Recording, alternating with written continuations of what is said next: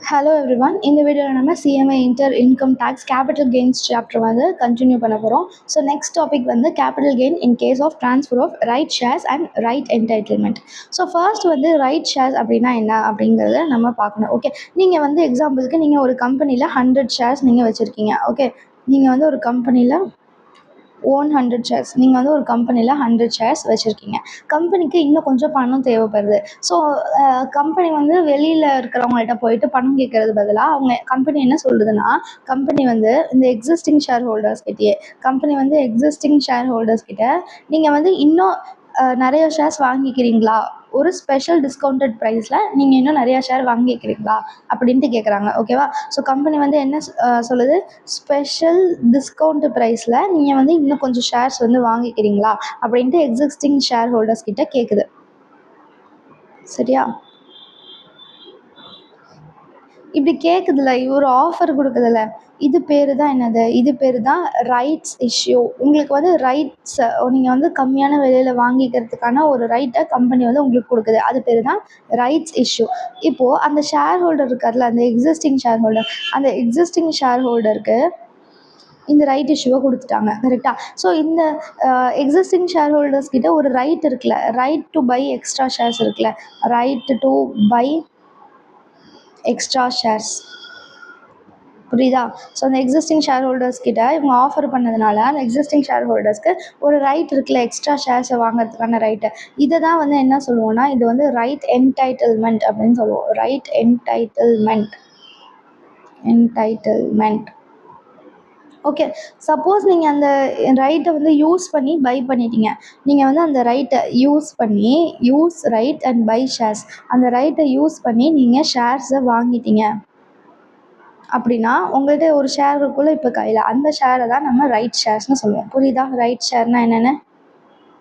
Okay, so நீங்கள் வந்து ஒரு கம்பெனியில் 100 ஷேர்ஸ் வச்சுருக்கீங்க. நீங்கள் இப்போ என்ன ஆயிடுவீங்க, நீங்கள் வந்து எக்ஸிஸ்டிங் ஷேர் ஹோல்டர்ஸ். கம்பெனிக்கு இன்னும் கொஞ்சம் பணம் தேவைப்படுது. அதனால் கம்பெனி வந்து உங்கள்கிட்ட ஒரு ஆஃபர் பண்ணுது. நீங்கள் இன்னும் எக்ஸ்ட்ரா ஷேர்ஸை ஸ்பெஷல் டிஸ்கவுண்ட் ப்ரைஸில் நீங்கள் வாங்கிக்கோங்க அப்படின்ட்டு ஒரு ஆஃபர் கொடுக்குது. அந்த ஆஃபர் தான் ரைட் இஷ்யூ. அந்த எக்ஸிஸ்டிங் ஷேர் ஹோல்டருக்கு இப்போ வந்து ஒரு ரைட் இருக்குது, ரைட் டு பை எக்ஸ்ட்ரா ஷேர்ஸை. அந்த ரைட்டை என்னன்னு சொல்லுவோம், ரைட் என்டைட்டில்மெண்ட் அப்படின்னு சொல்லுவோம். அந்த ரைட்டை யூஸ் பண்ணி எக்ஸ்ட்ரா ஷேர்ஸை நம்ம வாங்கிட்டோம் அப்படின்னா ரைட் ஷேர்ஸ் அப்படின்னு சொல்லுவோம். ஓகேவா? ஸோ இப்போ இந்த ரைட் இருக்குல்ல, இந்த ரைட்டை வந்து right to buy extra shares அப்படிங்கிற ரைட் இருக்குது. அந்த ரைட்டை வந்து இந்த ஷேர் ஹோல்டர் என்ன பண்ணலாம் அப்படின்னா எக்ஸசைஸ் பண்ணலாம். எக்ஸசைஸ்னால் அதை யூஸ் பண்ணுறது. ஓகே, நீங்கள் வந்து அந்த எக்ஸ்ட்ரா அமௌண்ட் எவ்வளோ கேட்குறாங்களோ அதை கொடுத்து நீங்கள் அந்த இப்போ எக்ஸாம்பிளுக்கு மார்க்கெட் ப்ரைஸ் 200, ஆனால் நீங்கள் எக்ஸிஸ்டிங் ஷேர் ஹோல்டர்ஸுங்கிறனால நீங்கள் 150 வாங்கிக்கலாம். ஓகேவா? ஸோ நீங்கள் அந்த ரைட்டை வந்து எக்ஸசைஸ் பண்ணி நீங்கள் 150 நியூ ஷேர் வாங்கிட்டீங்க அப்படின்னா அந்த நியூ ஷேர் வந்து ரைட் ஷேர். ஓகே, எக்ஸசைஸ் பண்ணலாம், இல்லைனா ரினவுன்ஸ் பண்ணிடலாம். எக்ஸசைஸ் ரைட் இல்லைனா ரினவுன்ஸ் ரைட்.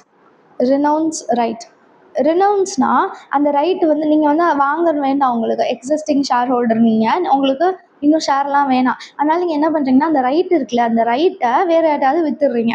ஓகே, வேறு யார்ட்டாவது விற்று நீ போய் அந்த கம்பெனியில் 150 ரூபாய்க்கு ஷேர் வாங்கிக்கோ. புரியுதா? மார்க்கெட் ப்ரைஸ் வந்து 200 ரூபான்னு வச்சுக்கோங்க. ஆனால் ரைட் ப்ரைஸ் எவ்வளோ, நீங்கள் வந்து எத்தனை ரூபாய்க்கு வாங்கிக்கலாம் அப்படின்னா 150 ரூபாய்க்கு வாங்கிக்கலாம். நீங்கள் என்ன பண்ணுறீங்கன்னா வேறு ஒருத்தவங்கள்ட்ட சேல் பண்ணுறீங்க. எத்தனை ரூபாய்க்கு சேல் பண்ணுறீங்கன்னா ஒரு 30 ரூபாய்க்கு அவங்க சேல் பண்ணுறீங்க.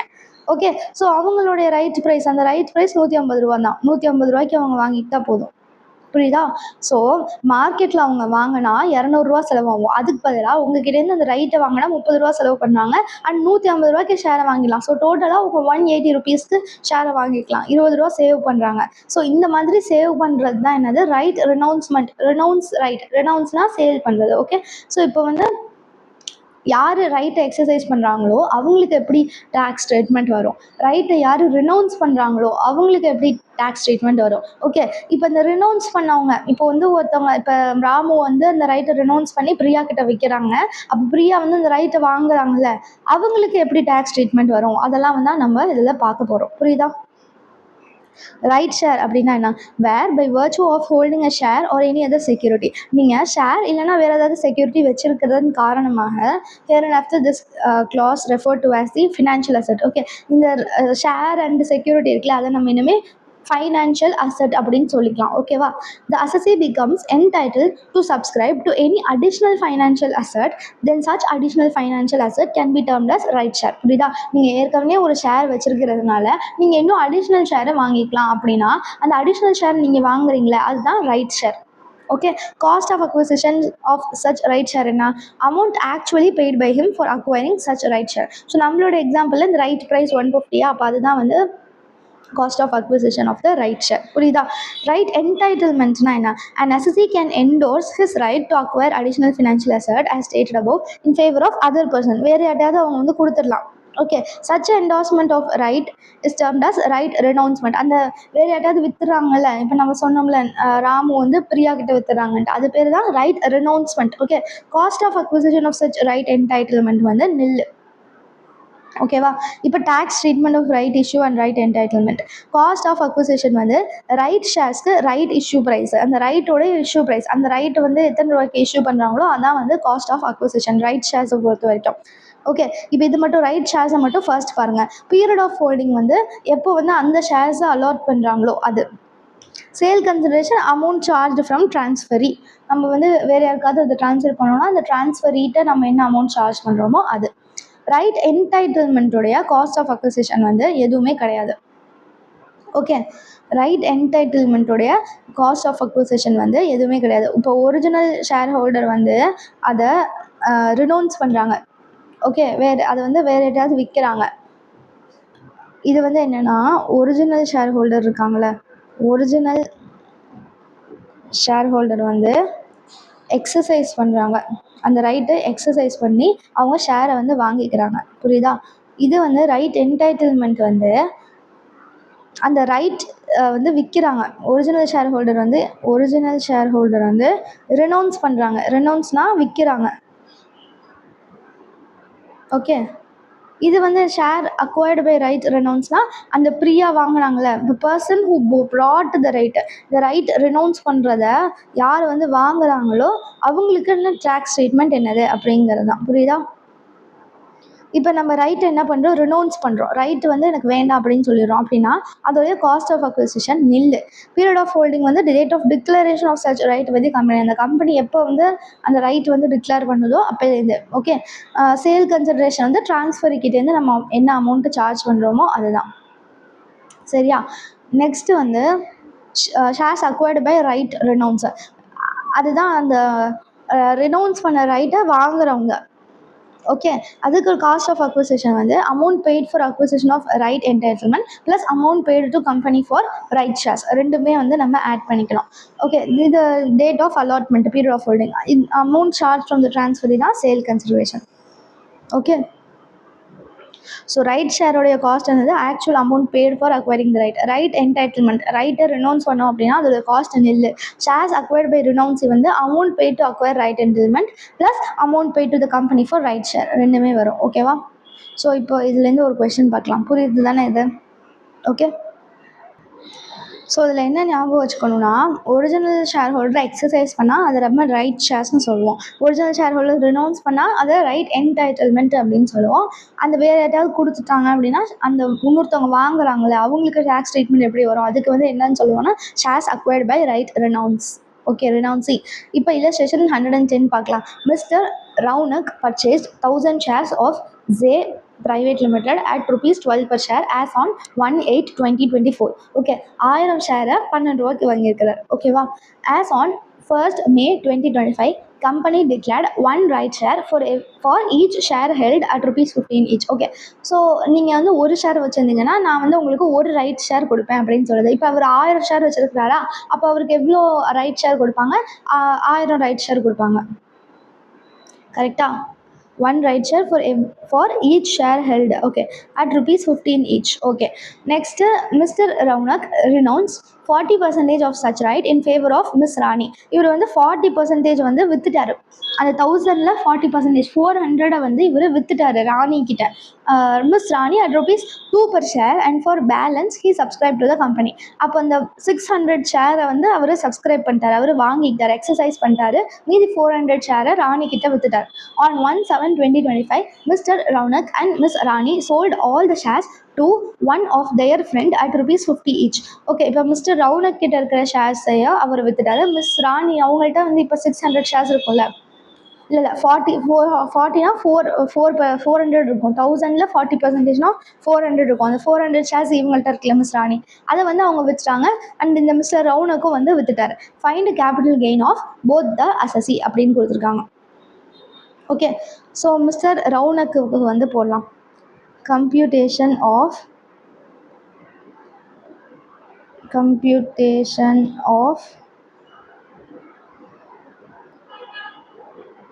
capital gain of Mr. Raunak for assessment year 2026-27, previous year 2025-26. Okay, இப்போது இதில் 3 விதமான ஷேர் இருக்குது கரெக்டாக. இந்த ஒரிஜினல் ஷேர்ஸ் 1000, அப்புறம் இந்த ரைட் ஷேர்ஸ் வந்து இவர் வச்சிருக்கிற அது கொஞ்சத்தை இவர் மீதியை வந்து ரினௌன்ஸ் பண்ணிட்டாரு. அந்த ரினௌன்ஸ் பண்ணதை நம்ம என்னன்னு சொல்லுவோம், ரைட் என்டைட்டில்மெண்ட் அப்படின்னு சொல்லுவோம். எக்ஸசைஸ் பண்ணதை வந்து ரைட் ஷேர் அப்படின்னு சொல்லிடலாம். ஓகே, ஸோ இங்கே பாருங்கள், எக்ஸசைஸ் பண்ணதை ரைட் ஷேர்ஸ், ரினௌன்ஸ் பண்ணுறத ரைட் என்டைட்டில்மெண்ட் அப்படின்னு சொல்லுவோம். ஸோ இந்த கொஸ்டினில் 3 விதமாக வந்து நம்ம போடணும். Okay, so particulars,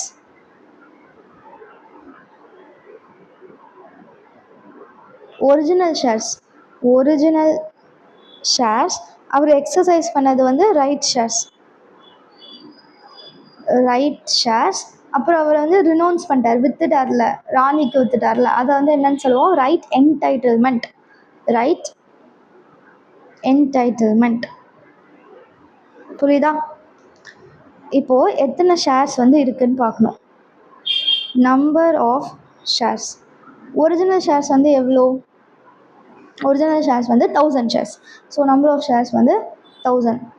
next right shares எவ்வளோ கொடுத்துருக்காங்க, as on 1/5/2025 company declared 1 right share for each share held. Okay, அப்படின்னா 1000 ஷேர் வச்சுருந்தா 1000 கொடுப்பாங்க. So 1 right share for each share ஹெல்டுனா நீங்கள் ஒரு ஷேர் ஹோல்டு பண்ணியிருந்தீங்கன்னா உங்களுக்கு ஒரு ரைட் ஷேர் கொடுப்போம். இவர் 1000 ஷேர் ஹோல்டு பண்ணியிருக்கிறாரா, அதனால் இவருக்கு 1000 ரைட் ஷேர் கொடுப்போம்.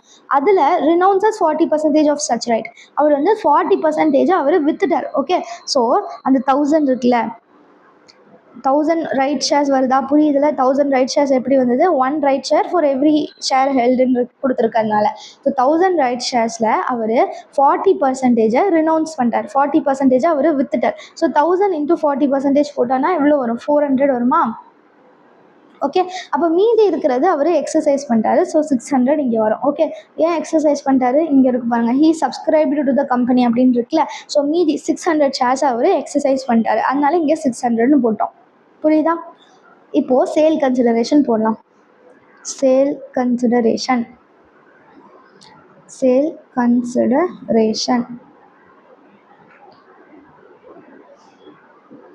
இங்கே mister Raunak and miss Rani sold all the shares to one of their friend at rupees 50 each. Okay, so இவங்கள்ட்ட இருக்கிற ரைட் என்டைட்டில்மெண்ட் வந்து நம்ம ராணிக்கிட்ட கொடுத்துட்டோம். அதை வந்து நம்ம ராணிக்கு எத்தனை ரூபாய்க்கு விற்றோம் அப்படிங்கிறதான் போடணும். மீதி ரெண்டுத்துக்கும் தான் அந்த 50 rupees போடணும். புரியுதா? ஸோ இதில் 1000 ஷேர்ஸ் இருக்கா, அதை நம்ம அவங்க ஃப்ரெண்டுக்கிட்ட 50 ரூபாய்க்கு விற்கிறோம். இதில் வந்து 600 ஷேர்ஸ் இருக்கா, அதை ஃப்ரெண்டுக்கிட்ட 50 ரூபாய்க்கு விற்கிறோம். ஓகே, ஸோ 1000 × 50னா 50,000 50,000 ரூபா வருது. இது 6 5 30, 0,0,0 30,000 வருது. இது வந்து ரைட் என்டைட்டில்மெண்ட்டுக்கு நம்ம மிஸ் ராணிகிட்ட எத்தனை ரூபாய்க்கு விற்கிறோம், 40% off such right in favour of miss Rani at rupees 2 per share, 2 per shareக்கு விற்கிறோம். அப்போ நம்ம எத்தனை ஷேர்ஸ் விற்கிறோம், 400 ஷேர்ஸை, ஒரு ஷேரை 2 ரூபாய்க்கு விற்கிறோம். அதனால 400 × 2 800 வரும். Okay, less expenses on transfer. இந்த கொஸ்டினில் எதுவும் இல்லை எக்ஸ்பென்சஸ் ஆன் ட்ரான்ஸ்ஃபர், ஆனால் நம்ம ஃபார்மேட்காக போடணும். ஓகே, லெஸ் எக்ஸ்பென்சஸ் ஆன் ட்ரான்ஸ்ஃபர்னு போட்டு டேஷ் தான் வரும். எக்ஸ்பென்சஸ் ஆன் ட்ரான்ஸ்ஃபரை நம்ம மைனஸ் பண்ணோன்னா நமக்கு நெட் சேல் கன்சிடரேஷன் வரும். கரெக்டாக? Net sale consideration. Okay. So expenses on transfer dash dash dash தான். நெட் சேல் கன்சிடரேஷன் இப்போ இந்த அமௌண்ட் தான் வரும். புரியுதா?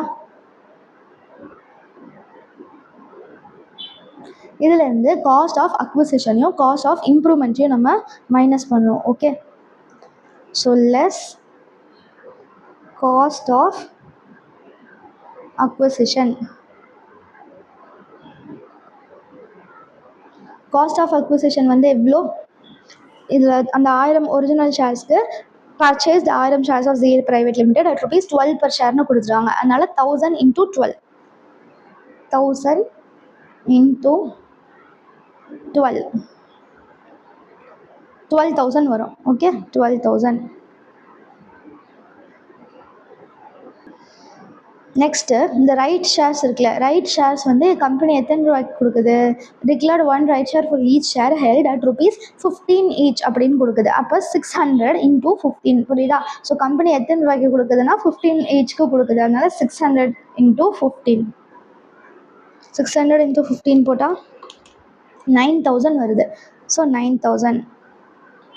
இது வந்து நெக்ஸ்ட் வந்து ரினௌன்ஸ் பண்ணிட்டோம். ரினௌன்ஸ் பண்ணுறதுக்கு நமக்கு ரைட்டை வந்து ரினௌன்ஸ் பண்ணிட்டா அதோட காஸ்ட் ஆஃப் அக்விசிஷன் நில். இங்கே பாருங்கள், ரைட் என்டைட்டில்மெண்ட்டோடைய cost of acquisition nil. Okay. So right என்டைட்டில்மெண்ட்டுக்கு காஸ்ட் ஆஃப் அக்விசிஷன் கிடையாது, நில்லுன்னு போடணும். புரியுதா? ஸோ இந்த கொஸ்டினில் காஸ்ட் ஆஃப் இம்ப்ரூவ்மெண்ட் இல்லை, அதனால நம்ம ஃபார்மேட்காக எழுதிக்கலாம். Cost of improvement dash dash dash. Okay. So நம்ம இதை மைனஸ் பண்ணோன்னா நமக்கு கேபிட்டல் கெயின் கிடைக்கும். லாங் டேர்மாக ஷார்ட் டேர்மாக 2024 இப்போ நடக்கிறது 2025-26 தான். அப்போனா ஷார்ட் டேர்ம் தான். Short term capital gain. Short term capital gain 50,000 - 12,000 போட்டோன்னா 38,000 வரும். இது 30,000 - 9,000னா 21,000. இதுக்கு 800 அப்படி வரும். அவ்வளோதான். ஓகேவா? இப்போ ரவுனுக்கு அவ்வளோதான். நெக்ஸ்ட்டு ராணிக்கு வந்து போடணும். நெக்ஸ்ட்டு ராணிக்கு போடலாம்.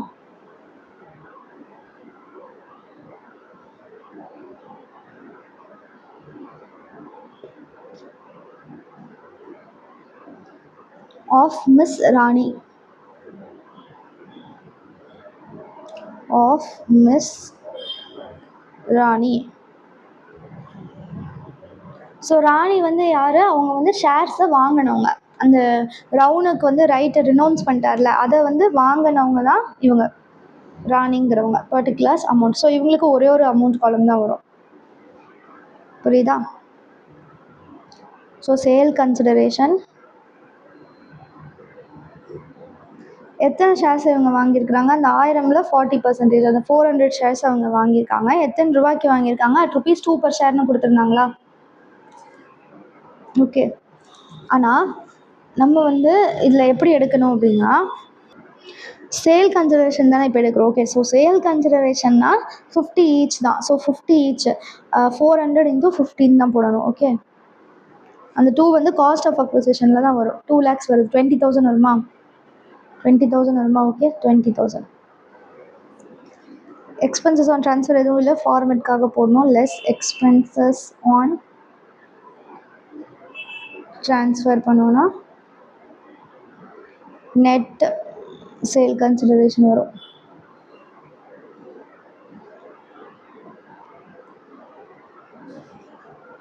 ஓகே. அதே 20,000 ரூபா.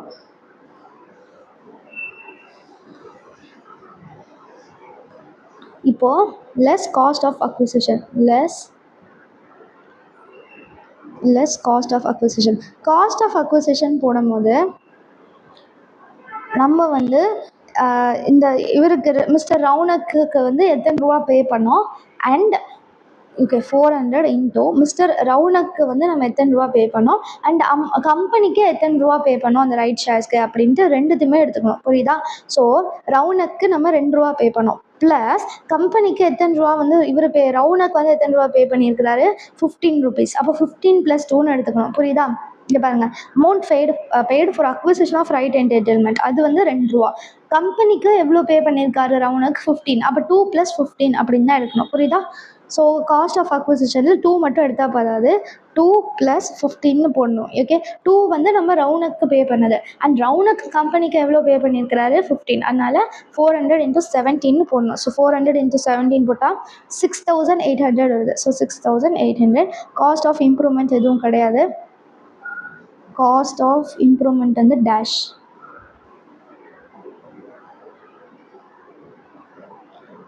டேஷ். இப்போ நமக்கு என்ன வரும்? ஷார்ட் டேர்ம் கேபிட்டல் கெயின் வரும். ஷார்ட் டேர்ம் கேபிட்டல் கெயின் எவ்வளோ வருது? 20,000 - 6800 போட்டால் 13,200 வருது. அவ்வளோதான் வந்து இந்த கொஸ்டின். ஓகே, ஈஸி தானே இது. நெக்ஸ்ட் டாபிக் பார்க்கலாம். நெக்ஸ்ட்டு வந்து conversion of inventory into capital asset. இதை வந்து நம்ம ஏற்கனவே படிச்சிருப்போம்னு நினைக்கிறேன், conversion of inventory into capital asset. Okay, so இதை பொறுத்த வரைக்கும் இப்போ இதில் வந்து கொஞ்சம் டீட்டெயிலாக சொல்கிறாங்க. ஒரு பிஸ்னஸ் மேன் வந்து அவங்களுடைய ஸ்டாக்கை கேபிட்டல் அசெட்டாக மாற்றுறாங்க அப்படின்னா fair market value and conversion rate தான் நம்ம பிஸ்னஸ் இன்கம் அப்படின்ட்டு பிஜிபிபியில் ட்ரீட் பண்ணுவோம்.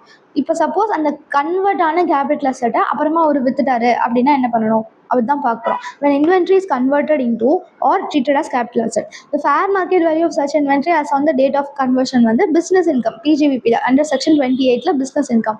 If such capital asset is transferred, then it will be treated as under sale consideration. எப்போதும் போல actual sale price என்னவோ அது. cost of acquisition வந்து fair market value on conversion date எடுக்கணும். Okay, so fair market value taken as income அப்படின்னா fair market value on conversion date. Conversion date அப்புறம் இருக்கிற fair market value தான் cost of acquisition. நம்ம வந்து suppose அந்த ஸ்டாக்கை வந்து நம்ம கேபிட்டல் அசெட்டாக கன்வெர்ட் பண்ணுறதுக்கு பதிலாக நம்ம மார்க்கெட்டில் போய் அந்த கேபிட்டல் அசெட்டை வாங்கியிருந்தா எவ்வளோ மதிப்பு இருந்திருக்கும் அப்படிங்கிறது தான் இது. ஓகே, பீரியட் ஆஃப் ஹோல்டிங் வந்து டேட் ஆஃப் கன்வர்ஷன்லேருந்து தான் எடுக்கணும். Okay, period of holding date of கன்வர்ஷன்லேருந்து. ஒரிஜினலாக எப்போ வந்து அதை நம்ம ஸ்டாக்காக இருக்க இப்போ பர்ச்சேஸ் பண்ணோங்கிறத பார்க்கக்கூடாது. ஓகேவா? ஸோ கன்வர்ஷன் டேட்லேருந்து தான் பீரியட் ஆஃப் ஹோல்டிங். இண்டெக்ஸேஷன் வந்து கன்வர்ஷன் இயர்லேருந்து தான் வந்து அவைலபிள், புரியுதா? ஸோ ஏன் வந்து ஹோல்டிங் பீரியட் கன்வர்ஷன் டேட்லேருந்து ஆரம்பிக்குது அப்படின்னா கன்வர்ஷன் டேட்டுக்கு முன்னாடி வரைக்கும் அது ஸ்டாக்காக இருந்தது. கேபிட்டல் அசெட்டாக இருக்கிறது எப்போ? கன்வர்ஷன் டேட்லேருந்து மட்டும்தான். ஓகே, கன்வர்ஷன் டேட்டில் தான் அந்த கேபிட்டல் அசெட்டோட பர்த்டே மாதிரியே. ஸோ அதனால இண்டெக்ஸேஷனும் கன்வர்ஷன் டேட்லேருந்து தான் அவைலபிள், பீரியட் ஆஃப் ஹோல்டிங்கும் கன்வர்ஷன் டேட்லேருந்து தான் எடுக்கணும், புரியுதா? ஓகே, நெக்ஸ்ட் வந்து capital gain on virtual digital asset under section 115 BBH. இதுனா என்னது? RWSனா read with section 247A. Okay, so virtual digital asset அப்படின்னா என்ன? நீங்கள் வந்து பிட்காயின்லாம் கேள்விப்பட்டிருக்கீங்களா? பிட்காயின், NFT, இத்தேரியம் அதெல்லாம் வந்து வர்ச்சுவல் டிஜிட்டல் அசெட். அது வந்து டிஜிட்டல் மணி, அது இன்டர்நெட்டில் தான் இருக்குது. பிட்காயின்லாம் இன்டர்நெட்டில் தான் இருக்குது, ஃபிசிக்கலாக வந்து இல்லை. இதுதான் வந்து வர்ச்சுவல் டிஜிட்டல் அசெட். ஓகே, அஃபீஷியலாக இருக்கிற டெஃபினேஷன் வந்து என்னது? செக்ஷன் 247A படி டெஃபினேஷன் வந்து என்னன்னா, any information or code or number or token, ஏதோ ஒரு இன்ஃபர்மேஷனாக இருக்கலாம், இல்லை கோடாக இருக்கலாம், இல்லைனா டோக்கனாக இருக்கலாம். ஆனால் அது இந்தியன் கரன்சியாகவும் இருக்கக்கூடாது, ஃபாரின் கரன்சியாகவும் இருக்கக்கூடாது, ருப்பீஸாகவும் இருக்கக்கூடாது, இல்லை டாலர், பவுண்டு, தினார் அந்த மாதிரி ஃபாரின் கரன்சியாகவும் இருக்கக்கூடாது. Generated through cryptographic means. Cryptographic means அப்படின்னா அது வந்து ஒரு special computer security technology. Okay, so அது மூலியமாக கிரிப்டோகிராஃபி மூலியமாக அது ஜென்ரேட் ஆகிருக்கணும், நம்ம வந்து பிரிண்ட் பண்ணி அந்த மாதிரி பண்ணல. ஓகே, கிரிப்டோகிராஃபி மூலியமாக தான் அந்த கரன்சி வந்து ஜென்ரேட் ஆகிருக்கு. Okay, by whatever name called providing a digital representation of value. Okay, providing a digital representation of வேல்யூனா அந்த வேல்யூவை அது ரெப்ரசன்ட் பண்ணுது. இப்போ பிட்காயினில் 10 ரூபா அப்படின்னா அந்த 10 ரூபா அப்படிங்கிற வேல்யூவை அது ரெப்ரசன்ட் பண்ணுது. Okay, okay, of value exchanged with or without consideration with the promise or representation of having inherent value. Okay. அதை வந்து ட்ரான்ஸ்ஃபர் பண்ணலாம், ஸ்டோர் பண்ணலாம், எலக்ட்ரானிக்காக ட்ரேட் பண்ணலாம், என்ன வேணாலும் பண்ணலாம்.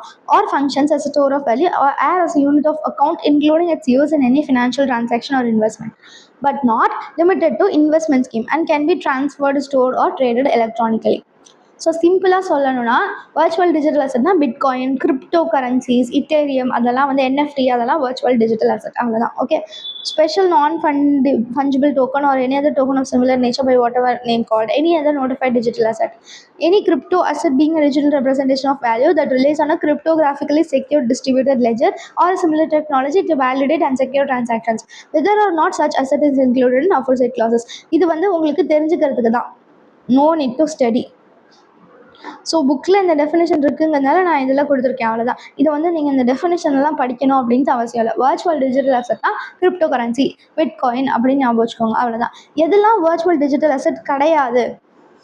ஓகே, எதெல்லாம் வர்ச்சுவல் டிஜிட்டல் அசட் கிடையாது அப்படின்னா, கிஃப்ட் கார்டு, வவுச்சர், அதெல்லாம் வர்ச்சுவல் டிஜிட்டல் அசட் கிடையாது. இப்போ அமேசானில் கிஃப்ட் கார்டெலாம் தராங்கல்ல, டிஸ்கவுண்ட் கூப்பன், அந்த மாதிரி இருக்கிறதுலாம் வர்ச்சுவல் டிஜிட்டல் அசட் கிடையாது. Next mileage points, reward points, loyalty card being a record given without direct money consideration under an award, reward, benefit, loyalty, incentive, rebate or promotional program that may be used or redeemed only to obtain goods or services at a discount or அப்படி. Credit card, reward point, loyalty பாயிண்ட்லாம் கொடுப்பாங்களே. இப்போ super மார்க்கெட்லலாம் வந்து நமக்குன்னு ஒரு card இருக்கும், கரெக்டாக? நம்ம பொருள் வாங்குவாங்க, அந்த கார்டில் வந்து அமௌண்ட் ஆட் ஆகிட்டே வரும். அமௌண்ட் மீன்ஸ் ஒரு பாயிண்ட் வந்து ஆட் ஆகிட்டே வரும். ஒரு சர்டன் அமௌண்ட் வந்துச்சு அப்படின்னா நம்ம வந்து கிஃப்ட் வாங்கிக்கலாம் அப்படிங்கிற மாதிரி, அதெல்லாம் லாயல்ட்டி பாயிண்ட்டு. ஸோ அந்த மாதிரி இருக்கிற பாயிண்ட்ஸ்லாம் வந்து கிரிப்டோ கரன்சி கிடையாது. ஓகே. ஸோ அதுவும் வந்து டிஜிட்டலாக தானே இருக்குது. அது நான் வந்து கையில் பணம் வச்சுக்கலையா, அப்போ அது கிரிப்டோ கரன்சி, அது வந்து வர்ச்சுவல் டிஜிட்டல் அசட்டா அப்படின்னா இல்லை. Okay. Loyalty points, reward point, அதெல்லாம் வர்ச்சுவல் டிஜிட்டல் அசட் கிடையாது. அப்புறம் subscription to websites or platforms or application, Netflix subscription, அதெல்லாமும் வர்ச்சுவல் டிஜிட்டல் அசட் கிடையாது. ஏன்னா அதெல்லாம் வந்து ஒரு இன்வெஸ்ட்மெண்ட்டே இல்லை, அது ஜஸ்ட் ப்ரொமோஷன் பண்ணுறதுக்காக தான் இருக்குது. Gift card, voucher, loyalty point, அதெல்லாம் வந்து ஷாப்பிங் பண்ணுறதுக்கான திங்ஸ் தான். அதனால அதெல்லாம் வர்ச்சுவல் டிஜிட்டல் அசட் கிடையாது. புரியுதா? ஓகே. ஸோ சென்ட்ரல் கவர்மெண்ட் என்ன பண்ணலான்னா, எனி டிஜிட்டல் அசட்டை எக்ஸ்க்ளூட் பண்ணலாம், இந்த வர்ச்சுவல் டிஜிட்டல் அசட்லேருந்து எக்ஸ்க்ளூட் பண்ணலாம் அப்படின்னு சொல்லியிருக்காங்க, அவ்வளோதான். இதோட அர்த்தம் வந்து சென்ட்ரல் கவர்மெண்ட் வந்து இது வந்து வர்ச்சுவல் டிஜிட்டல் அசட் கிடையாது அப்படின்ட்டு சொல்லலாம், அவ்வளோதான். இப்போ டேக்ஸ் ட்ரீட்மெண்ட், டேக்ஸ் ரேட்டு வந்து என்னென்னா, ஏதாவது வர்ச்சுவல் டிஜிட்டல் அசட்டை நீங்கள் ட்ரான்ஸ்ஃபர் பண்ணது மூலியமாக உங்களுக்கு இன்கம் வருது அப்படின்னா ஃப்ளாட் 30% போடணும், அவ்வளோதான். ஸோ நீங்கள் வந்து எந்த ஸ்லாப் ரேட்டில் இருக்கீங்க அதெல்லாம் பார்க்கவே வேண்டாம், அப்படியே 30% போடுங்க வர்ச்சுவல் டிஜிட்டல் அசட்டை ட்ரான்ஸ்ஃபர் பண்ணது மூலியமா. எந்த இண்டெக்ஸேஷன், எக்ஸம்ஷன், டிடக்ஷன் எதுவுமே கிடையாது, ஓகேவா? ஸோ ஃப்ளாட்டாக 30% போடணும், அவ்வளோதான். ஓகே. இப்போ computation of income on transfer of virtual digital asset. While computing income, no deduction respect of any expenditure. Cost of acquisition தவிர வேறு எந்த எக்ஸ்பெண்டிச்சருமே நீங்கள் மைனஸ் பண்ணக்கூடாது. காஸ்ட் ஆஃப் இம்ப்ரூவ்மெண்ட்ஸ் கூட மைனஸ் பண்ணக்கூடாது, okay? So cost of acquisition தவிர வேறு எந்த எக்ஸ்பென்ஸு, லாஸு, அலவன்ஸ் எதுவுமே மைனஸ் பண்ணக்கூடாது. Okay. Set off off loss from transfer of the virtual digital asset shall not be allowed against any other income. Virtual digital அசட்லேருந்து loss வருது அப்படின்னா வேறு ஏதாவது ஒரு இன்கம்லேருந்து போய் அதை நம்ம மைனஸ் பண்ணிக்கலாமா அப்படின்னா மைனஸ் பண்ணக்கூடாது. Loss from transfer of the virtual digital asset shall not be allowed to carry forward. Okay. Loss வருது அப்படின்னா ஆனால் அடுத்த வருஷம் அதை கொண்டு போயிட்டு அடுத்த வருஷம் இன்கம்லேருந்து நம்ம மைனஸ் பண்ணிக்கலாமா அப்படின்னா அப்படிலாம் கேரி ஃபார்வர்ட் பண்ணக்கூடாது. இண்டெக்ஸேஷன் பெனிஃபிட்டும் வந்து கிடையாது, ஓகே? அவ்வளோதான். So cost of acquisition allowed without index. Other expenditure, improvement, transfer expenditure, அதெல்லாம் நாட் அலௌட். லாஸ் வந்து not allowed. Loss from other activities, அதுவும் வந்து வேறு ஏதாவது ஒரு லாஸ் வந்தது அப்படின்னா அது வந்து வர்ச்சுவல் டிஜிட்டல் அசட்டில் கொண்டு போயிட்டு நீங்கள் அதை அட்ஜஸ்ட் பண்ணக்கூடாது. கேரி ஃபார்வர்ட் ஆஃப் லாஸும் நாட் அலௌட், ஓகே? அவ்வளோதான் வந்து வர்ச்சுவல் டிஜிட்டல் அசட். இதில் எந்த கொஸ்டினும் வந்து இல்லை. இப்போ நம்ம லாஸ்ட் பார்ட்டுக்கு போயிட்டோம், டிடக்ஷன்ஸ். நம்ம சேலரியில் டிடக்ஷன் அண்டர் செக்ஷன் 16 பார்த்தோம்ல, ஸ்டாண்டர்ட் டிடக்ஷன், அப்புறம் வந்து என்னது ப்ரொஃபஷனல் டேக்ஸ், என்டர்டைன்மெண்ட் அலவன்ஸ், அப்படிலாம் பார்த்தோம்ல, 3 அதே மாதிரி இதுலையும் கேபிட்டல் கெயின்லையும் நிறைய டிடக்ஷன் இருக்குது. அதில் 3 தான் இருந்தது, ஆனால் இதில் கொஞ்சம் நிறைய டிடக்ஷன் இருக்குது. நம்ம ஒன்று ஒன்றா வந்து பார்க்கலாம், okay? First deduction section 54, deduction from capital asset, deduction from capital gain on sale of residential house property. இப்போ ராமு வந்து ஒரு வீடு வச்சுருக்காரு. ராமு வந்து ஒரு வீடு வச்சுருக்காரு. அவர் இந்த வீடை வந்து ஒரு 50 lakhsக்கு விற்கிறார். 50 lakhsக்கு இந்த வீடை வந்து விற்கிறாரு, சேல் பண்ணுறாரு, ஓகே? ஸோ கேபிட்டல் கெயின் எவ்வளோ வருதோ அதுக்கு கவர்மெண்ட் வந்து டேக்ஸ் வேணும் அப்படின்னு கேட்குது. ஆனால் ராமு வந்து இப்போ இந்த 50 லட்ச ரூபாயை என்ன பண்ணுறாரு, 50 லட்ச ரூபா மீன்ஸ் இதில் வந்து ஒரு காஸ்ட் ஆஃப் அக்விசிஷன் 20 லட்ச ரூபான்னு வச்சுக்கோங்க. 30 லட்ச ரூபா தான் கேபிட்டல் கெயின் வச்சுக்கோங்க. இந்த 30 லட்ச ரூபாயை வச்சு ராமு வந்து என்ன பண்ண போறாரு அப்படின்னா, இன்னொரு வீடு வாங்க போறாரு. 30 லட்ச ரூபாயை வச்சு இன்னொரு வீடு வந்து வாங்க போறாரு. அவர் வந்து அதை கார் வாங்குறதுக்கோ இல்லை ஜாலியாக ட்ரிப்பு போகிறதுக்கோ அதை யூஸ் பண்ணல. அதை ரீஇன்வெஸ்ட் பண்ணி இன்னொரு வீடு வாங்க போறாரு. ஸோ கவர்மெண்ட் வந்து என்ன சொல்லுதுன்னா, ஓகே நாங்கள் வந்து உங்களுக்கு ஒரு டிடக்ஷன் கொடுக்குறோம். நீங்கள் ஒரு கேபிட்டல் அசெட்டை விற்று ஒரு வீடை விற்று இன்னொரு வீடு வாங்க போறீங்க அப்படின்னா நாங்கள் வந்து ஒரு டிடக்ஷன் கொடுக்குறோம் அப்படின்ட்டு சொல்லுது. அதுதான் section 54. Okay, as a C has transferred a long term residential house, ஒரு ரெசிடென்ஷியல் ப்ராப்பர்ட்டி லாங் டேர்மாக இருக்கிறது தான் விற்றுருக்கிறாரு. Income of which is taxable under the head income from house property. So income from house ப்ராப்பர்ட்டியில் டேக்ஸபிளாக இருக்கிற ஒரு வீடை வந்து விற்றுருக்கிறாரு. அண்ட் இன்னொரு ரெசிடென்ஷியல் ஹவுஸ் விற்றுருக்கிறாரு வித்தின் ப்ரிஸ்கிரைப்டு லிமிட் அப்படின்னா உங்களுக்கு இந்த டிடக்ஷன் அப்ளிகபிள். ஒன்லி இண்டிவிஜுவல் ஒரு ஹஃபுக்கு மட்டும்தான் இந்த டிடக்ஷன் அப்ளிகபிள். கம்பெனிக்கு, ஃபர்முக்கு, அவங்களுக்குலாம் இந்த டிடக்ஷன் கிடையாது. செக்ஷன் 54 யாருக்கு applicable? Individual or HUF. Okay, so 3 conditions இருக்கணும். என்னென்ன கண்டிஷன் அப்படின்னா, ஓல்டு ஹவுஸை விற்றுருக்கணும். அந்த ஓல்டு ஹவுஸ் வந்து லாங் டேர்ம் கேபிட்டல் அசெட்டாக இருக்கணும். நியூ ஹவுஸை வாங்கியிருக்கணும். நீங்கள் ஒரு புது வீடு கட்டலாம், இல்லைனா புது வீடை வாங்கலாம். புரியுதா? ஓகே, புது வீடு வந்து விற்கலாம், ஆனால் புது வீடை வாங்கலாம். ஏற்கனவே வீடு கட்டி வச்சுருப்பாங்களே யாராச்சும், அந்த மாதிரி ஒரு வீடை வந்து நீங்கள் வாங்கலாம். இல்லைனா நீங்களே வந்து வீடு கட்டலாம். எப்படி வேணாலும் இருக்கலாம் new residential house. Okay, investment வந்து இந்தியாக்குள்ளார தான், அந்த புது வீடை நீங்கள் இந்தியாக்குள்ளார தான் வாங்கியிருக்கணும். Okay, alternate option when available where the amount of the capital gain does not exceed 2 கோடி. கேபிட்டல் கெயின் வந்து 2 கோடியை தாண்டலை அப்படின்னா SSC may at his option purchase or construct 2 residential houses in India. Restriction: once exercised in any assessment year, it cannot be exercised again for the same or any other assessment year. So இந்த deduction வந்து once ஒரு வாழ்க்கையில் ஒரு வருஷம் மட்டும்தான் நம்ம இதை வந்து எக்ஸசைஸ் பண்ண முடியும். புரியுதா? ஸோ நார்மலாக இந்த டிடக்ஷன் ஒரு வீட்டுக்கு மட்டும்தான் இருக்குது. ஆனால் கேபிட்டல் கெயின் வந்து 2 கோடியை தாண்டலை அப்படின்னா நீங்கள் 2 வீடு வேணாலும் வாங்கிக்கலாம். புது வீடு 2 வேணாலும் வாங்கிக்கலாம். ஆனால் இந்த ஆப்ஷன் இருக்குல்ல, 2 வீடு வேணாலும் வாங்கிக்கலாம் அப்படிங்கிற ஆப்ஷன், அது வந்து once in a life time தான் இந்த ஆப்ஷன் வந்து அப்ளிகபிள். புரியுதா? ஸோ நியூ ரெசிடென்ஷியல் ஹவுஸ் வந்து இந்தியாவில் தான் இருக்கணும். So capital asset must be a long term capital asset. நம்ம விற்கக்கூடிய வீடு வந்து லாங் டேர்ம் கேபிட்டல் அசெட்டாக இருக்கணும். Property must be a residential house. அந்த ரெசிடென்ஷியல் ஹவுஸாக இருக்கணும். அதை நம்ம லெட் அவுட் வேணாலும் பண்ணியிருக்கலாம். லெட் அவுட்னா அது ரெண்ட்டுக்கு வேணாலும் விட்டுருக்கலாம், இல்லைன்னா நம்மளே வேணாலும் ஆக்குபை பண்ணியிருக்கலாம். அது எப்படி வேணாலும் இருந்திருக்கலாம். சரியா? Income of such property must be taxable under section 22 அப்படின்னா இதில் இன்கம் ஃப்ரம் ஹவுஸ் ப்ராப்பர்ட்டிங்கிற ஹெட்டில் டேக்ஸபிளாக இருக்கணும். Land transferred appurtenant to house property accessible under section 22 together with such house property also qualifies for deduction. So land அப்பரண்ட்னா அதுக்கு அந்த ஹவுஸ்க்கு பக்கத்தில் இருக்கிற லேண்ட், அவ்வளோதான். இன்கம் ஃப்ரம் ஹவுஸ் ப்ராப்பர்ட்டியில் நீங்கள் இதுக்கான டெஃபினிஷன்லாம் என்னன்றதை டீட்டெயிலாக படிப்பீங்க. ஓகே, ஸோ லேண்டையும் சேர்த்து அந்த வீடு கூட வைக்கிறோம் அப்படின்னா அதுக்கும் deduction allowed. The new residential house may not be taxable under section 22. அந்த நியூ ரெசிடென்ஷியல் ஹவுஸ் வந்து செக்ஷன் 22 டேக்ஸபிளாக இருக்கணும்ன்ட்டு அவசியம் கிடையாது. New house acquired for the residence of employees வந்து அதுவுமே எலிஜிபிள் ஃபார் டிடக்ஷன் தான். ஓகே, டைம் லிமிட் என்ன? நெக்ஸ்ட் என்ன பார்க்க போகிறோம்? Time limit. ஓகே, இது வந்து எக்ஸாம் பாயிண்ட் ஆஃப் வியூவில் கொஞ்சம் இம்பார்ட்டன்ட். பர்ச்சேஸ், புது ஹவுஸை நம்ம வாங்கணும்ல, ஸோ நம்ம வாங்க போகிறோம் அப்படின்னா எப்படி இருக்கும்? ஓகே, ஸோ நம்ம பழைய ஹவுஸை புது ஹவுஸை வாங்க போகிறோம். நம்ம புது ஹவுஸ் கட்ட போகிறதில்ல, பை பண்ண போகிறோம். ரெடிமேடாக இருக்கிற ஒரு புது வீடை நம்ம வாங்க போகிறோம். சரியா? அப்படின்னா நம்ம எப்போக்குள்ளார வாங்கணும்? ஓகே, ட்ரான்ஸ்ஃபர் பண்ணுறோம்ல, பழைய வீடை வந்து விற்கிறோம்ல, ட்ரான்ஸ்ஃபர் ஓல்டு ஹவுஸில் பழைய வீடை விற்போம்ல, அதுக்கு 1 வருஷம் முன்னாடி புது வீடை வாங்கலாம். இல்லைனா அந்த விற்றதுலேருந்து 2 வருஷத்துக்குள்ளார புது வீடை வாங்கலாம். புரியுதா? அப்படி நீங்கள் பண்ணிட்டீங்கன்னா இந்த டிடக்ஷன் நீங்கள் எடுத்துக்கலாம். புரியுதா? ஸோ எப்போக்குள்ளார நம்ம புது வீடை வாங்கணும்? பழைய வீடை விற்கிறோம்ல, அதுக்கு 1 வருஷம் முன்னாடி இல்லைனா 2 வருஷம் அப்புறம் புது வீடை வாங்கியிருக்கிறோம். ஸோ புரியுதா?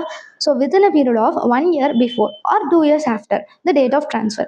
If a property is transferred on 17/8/2024, 2024 நம்ம ட்ரான்ஸ்ஃபர் பண்ணுறோம் அப்படின்னா அதுக்கு 1 வருஷம் முன்னாடி 2023, 17/8/2023 2 வருஷம் அப்புறம், ஸோ 2026, 17/8/2026 இந்த பீரியட்குள்ளார நம்ம புது வீடை வாங்கிக்கலாம். புரியுதா? ஃபர்ஸ்ட் ஒன், புது வீடை வாங்குறோம் அப்படின்னா. நெக்ஸ்ட்டு கன்ஸ்ட்ரக்ஷன்னா நம்ம தான் ஒரு புது வீடை கட்ட போகிறோம். இப்படி ஒரு லேண்டில் நம்ம வீடு கட்ட போகிறோம். இப்படி வீடு கட்ட போகிறோம். ஓகே, அந்த மாதிரி இருந்ததுன்னா ட்ரான்ஸ்ஃபர்லேருந்து 3 வருஷத்துக்குள்ளார ட்ரான்ஸ்ஃபர்லேருந்து ஆஃப்டர் ட்ரான்ஸ்ஃபர் 3 இயர்ஸ். ஓகே, பழைய வீடை விற்கிறோம்ல, ட்ரான்ஸ்ஃபர் ஓல்டு ஹவுஸு, அப்போலேருந்து 3 இயர்ஸ்க்குள்ளார நம்ம இந்த புது வீடை கட்டி முடிக்கணும். Okay, within a period of 3 years after the date of transfer. Construction வந்து நீங்கள் முன்னாடி வேணாலும் ஸ்டார்ட் பண்ணலாம், இல்லை இந்த வீடு பழைய வீடு விற்றதுக்கப்புறம் வேணாலும் ஸ்டார்ட் பண்ணலாம், என்ன வேணாலும் பண்ணலாம். ஆனால் 3 வருஷத்துக்குள்ளார அந்த வீடை நம்ம கன்ஸ்ட்ரக்ஷன் பண்ணி முடிக்கணும், அவ்வளோதான். Okay, scheme of deposit applicable refer capital gains account scheme given below அப்படின்னு கொடுத்துருக்காங்க. ஓகே, நம்ம அப்புறம் பார்க்கலாம். புரியுதா? இப்போ பர்ச்சேஸ் பண்ணுறதா இருந்தால் 1 இயர் பிஃபோர் நம்ம வாங்கலாம், புது வீடை 1 இயர் பிஃபோர் வாங்கலாம், ட்ரான்ஸ்ஃபருக்கு 1 இயர் பிஃபோர், இல்லைனா 2 இயர்ஸ் ஆஃப்டர். கன்ஸ்ட்ரக்ஷன் இருந்ததுன்னா 3 இயர்ஸ் ஆஃப்டர். ஓகே, இப்போ நெக்ஸ்ட் வந்து எவ்வளோ எக்ஸம்ஷன் அப்படிங்கிறது, எவ்வளோ வந்து டிடக்ஷன் அலோட் அப்படின்னா, நியூ அசட்டில் நீங்கள் எவ்வளோ இன்வெஸ்ட்மெண்ட் பண்ணுறீங்க, புது வீட்டுக்கு நீங்கள் எவ்வளோ இன்வெஸ்ட்மெண்ட் பண்ணுறீங்க, இல்லைனா கேபிட்டல் கெயின். ஓகே, ஓகேவா? புது வீட்டுக்கு நீங்கள் எவ்வளோ இன்வெஸ்ட் பண்ணுறீங்க, இல்லைனா உங்களுக்கு வர கேபிட்டல் கெயின், அது ரெண்டுத்தில் எது கம்மி. இன்னொன்று வந்து என்னென்னா, சப்போஸ் உங்களுடைய கேபிட்டல் கெயின் வந்து 10 கோடியை தாண்டிடுச்சு அப்படின்னா 10 கோடிக்கு மேலே இருக்கிற அமௌண்ட் வந்து நம்ம கணக்கில் எடுத்துக்க மாட்டோம், அவ்வளோதான். However, where the cost of a new asset exceeds 10 crore, the amount exceeding 10 crore shall not be taken into account. New அசட்டுடைய காஸ்ட் வந்து 10 கோடியை தாண்டிடுச்சு, ஓகே, அப்படின்னா அந்த 10 கோடியை விட எவ்வளோ தாண்டுதோ அதை வந்து நம்ம எடுக்க மாட்டோம். ஸோ நியூ அசட்டுடைய காஸ்ட் வந்து investment. However, the cost of a new asset exceeds 10 crore, the amount exceeding 10 crore shall not be taken into account. So up to 10 crore மட்டும்தான் நம்ம எடுத்துப்போம். 10 crore விட அதிகமாக இருந்ததுன்னா அதுக்கு வந்து நமக்கு பெனிஃபிட் கிடையாது, அவ்வளோதான். Next, revocation of benefit. So government வந்து அந்த ரிவோகேஷன் ஆஃப் பெனிஃபிட்னா அந்த பெனிஃபிட், அந்த டிடக்ஷனை திருப்பி எடுத்துக்கலாம். கவர்மெண்ட் வந்து ஒரு டிடக்ஷன் கொடுக்குதுல, ஆனால் ஒரு லாக் அண்ட் கண்டிஷனோட கொடுக்குது. சப்போஸ் அந்த புது வீடை நம்ம வந்து விற்றுட்டோம், 3 இயர்ஸ்க்குள்ளார விற்றுட்டோம் அப்படின்னா அந்த எக்ஸம்ஷன் கேன்சல் ஆயிரும். If the newly acquired residential house is transferred within 3 years from the date of acquisition of new assets. அந்த புது வீடை வாங்கி 3 வருஷத்துக்குள்ளார நம்ம வந்து அந்த வீடை விற்றுட்டோம் அப்படின்னா இந்த கேபிட்டல் கெயினோட டிடக்ஷன் வந்து நம்ம ரிவர்ஸ் பண்ணிக்குவோம். Okay, the benefit availed earlier shall be revoked. Such revoked income shall be reduced from cost of acquisition of new asset. So new asset உடைய cost of acquisitionலேருந்து அதை நம்ம ரெடியூஸ் பண்ணிப்போம். ரெடியூஸ் பண்ணதுனால இப்போ என்ன ஆகும், கேபிட்டல் கெயின் அதிகமாயிரும். Okay, suppose if the amount is held in capital gain deposit account scheme is unutilized, then such amount shall be taxable as long term capital gain in the previous year investor period of 3 years from the date of transfer expires. Capital gain deposit அக்கௌண்ட்டில் இருக்கிற மணியை நம்ம 3 வருஷத்துக்குள்ளார use பண்ணல அப்படின்னா அந்த unused amount வந்து அந்த 3 வருஷத்தில் எக்ஸ்பயர் ஆயிரும் அப்படின்னு சொல்லியிருக்காங்க. ஸோ கேபிட்டல் கெயின் அக்கௌண்ட் ஸ்கீம்னா என்ன? ஓகே, கேபிட்டல் கெயின் அக்கௌண்ட் ஸ்கீம்னா என்ன? ஓகே, இப்போ ராமு வந்து அவருடைய வீடை விற்றுட்டாரு, பழைய வீடை விற்றுட்டாரு, ஆனால் புது வீடு வாங்குறத தேடிட்டு இருக்காரு. புது வீடை வந்து இந்த மாதிரி தான் வேணும், அந்த மாதிரி தான் வேணும் அப்படின்னு அவர் தேடிட்டு இருக்காரு. ஆனால் ரிட்டர்ன் வந்து இன்கம் டேக்ஸ் ரிட்டர்னோட டியூ டேட் வந்து நெருங்கிக்கிட்டே இருக்கு. அப்படின்னா என்ன பண்ணலாம் அப்படின்னா, அந்த அமௌண்ட் இருக்குல்ல, அந்த அமௌண்ட்டை கொண்டு போயிட்டு ஒரு ஸ்பெசிஃபிக் பேங்க் அக்கௌண்ட்டில், ஒரு ஸ்பெஷல் பேங்க் அக்கௌண்ட்டில், நேஷனலைஸ்டு பேங்க்கில் போய் அந்த அமௌண்ட்டை டெபாசிட் பண்ணி அந்த டெபாசிட் பண்ணிட்டதுக்கான ப்ரூஃபை வந்து அந்த டேக்ஸ் ரிட்டர்ன் கூட நம்ம சேர்த்து இன்கம் டேக்ஸ் ஃபைல் பண்ணிடணும். ஓகே, ஸோ அந்த அமௌண்ட்டை வந்து அந்த ஒரிஜினல் டைம் லிமிட் இருக்குல்ல, அந்த வாங்குறதா இருந்தால் எப்படி இருக்கும், விற்கிறதா வாங்குறதா நியூ ஹவுஸை வாங்குறதா இருந்தால் எப்படி இருக்கும், கன்ஸ்ட்ரக்ஷன் பண்ணுறதா இருந்தால் எப்படி இருக்கும்ன்ட்டு அந்த டைம் லிமிட்குள்ளே நம்ம யூஸ் பண்ணிடணும். ஓகே, டேக்ஸ் ஆடிட் வந்து 31st அக்டோபர், ஆடிட் இல்லை அப்படின்னா 31st ஜூலை ரிட்டர்னோட டேட்டு. ஸோ 3 இயர்ஸ் நம்ம அந்த அமௌண்ட்டை யூஸ் பண்ணாமல் வச்சுருந்தோன்னா அதுதான் வந்து எக்ஸ்பயர் ஆயிரும் அப்படின்னு கொடுத்துருக்காங்க. புரியுதா? If the new asset is not acquired till the due date of submission of return. Due date of submission of return வந்து என்னது, 31st ஜூலை நார்மலாக. Okay, audit required ஆனதுன்னா 31st October. Then the taxpayer will have to deposit the money in capital gain deposit account with a nationalized bank. புரியுதா? நம்ம வந்து இப்போது நம்ம வந்து வீடை வந்து விற்றுட்டோம், ஆனால் புது வீடு வாங்கணும்ல, புது வீடு வாங்குறது நம்ம இன்னும் பண்ணல, புது வீடை தேடிட்டே இருக்கோம். அப்படின்னா என்ன பண்ணலான்னா அந்த அமௌண்ட்டை கொண்டு போயிட்டு கேபிட்டல் கெயின் டெபாசிட் அக்கௌண்ட் அப்படிங்கிற ஒரு நேஷனலைஸ்டு பேங்க்கில் ஒரு ஸ்பெஷல் அக்கௌண்ட்டில் போட்டுரும். அந்த டெபாசிட் பண்ணிட்டோங்கிற ப்ரூஃபை வந்து proof of deposit shall be submitted along with the return of income. Okay, on the basis of actual investment and the amount deposit in deposit account இந்த டிடக்ஷன் வந்து நமக்கு கொடுத்துருவாங்க. Exemption will be given to the tax payer. புரியுதா? Utilisation of amount அதை வந்து நம்ம 3 இயர்ஸ்க்குள்ளார இங்கே இருக்குல்ல, இந்த 3 இயர்ஸ், இந்த ஸ்பெசிஃபைட் லிமிட்டுங்கிறது இந்த 3 இயர்ஸ் தான். ஓகே, இந்த ஸ்பெசிஃபைட் லிமிட்டுங்கிறது இந்த 3 இயர்ஸ் தான். ஸ்பெசிஃபிக் டைம்குள்ளார அதை யூஸ் பண்ணிடணும் அப்படின்னு கொடுத்துருக்காங்க. டெபாசிட் அமௌண்ட்டை அன்யூட்டிலைஸ்டாக வச்சுருந்தோம் அப்படின்னா அது வந்து சார்ஜபிள் டு டேக்ஸ் இந்த previous year in which the specific time limit expires. அந்த 3 வருஷம் எப்போ எக்ஸ்பயர் ஆகுதோ அந்த இயர் வந்து டாக்ஸபிள் ஆயிரும். Unutilised amount into capital gain in excess of 10 crore is not consider divided by net sale consideration. ப்ரொபோர்ஷனேட்டாக எடுக்கிறோம். புரியுதா?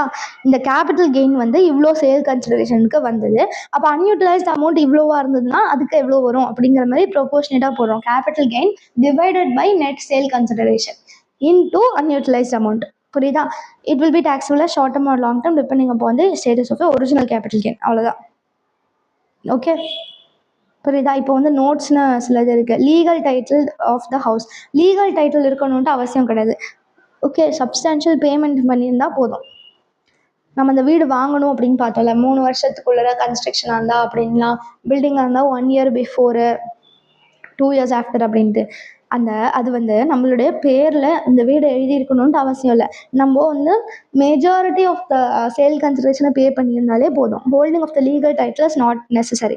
It is sufficient that the assessee has made the full or substantial payment within the time limit even though the transfer deed has not been registered. Okay, sale டீட் நம்ம பேரில் போடலனாலும் ஒன்றும் பிரச்சனை இல்லை. நீங்கள் substantial அமௌண்ட்டை வந்து அந்த 1 இயர் 2 இயர்ஸ்குள்ளே கட்டியிருந்தால் போதும். Next transfer of part of the house.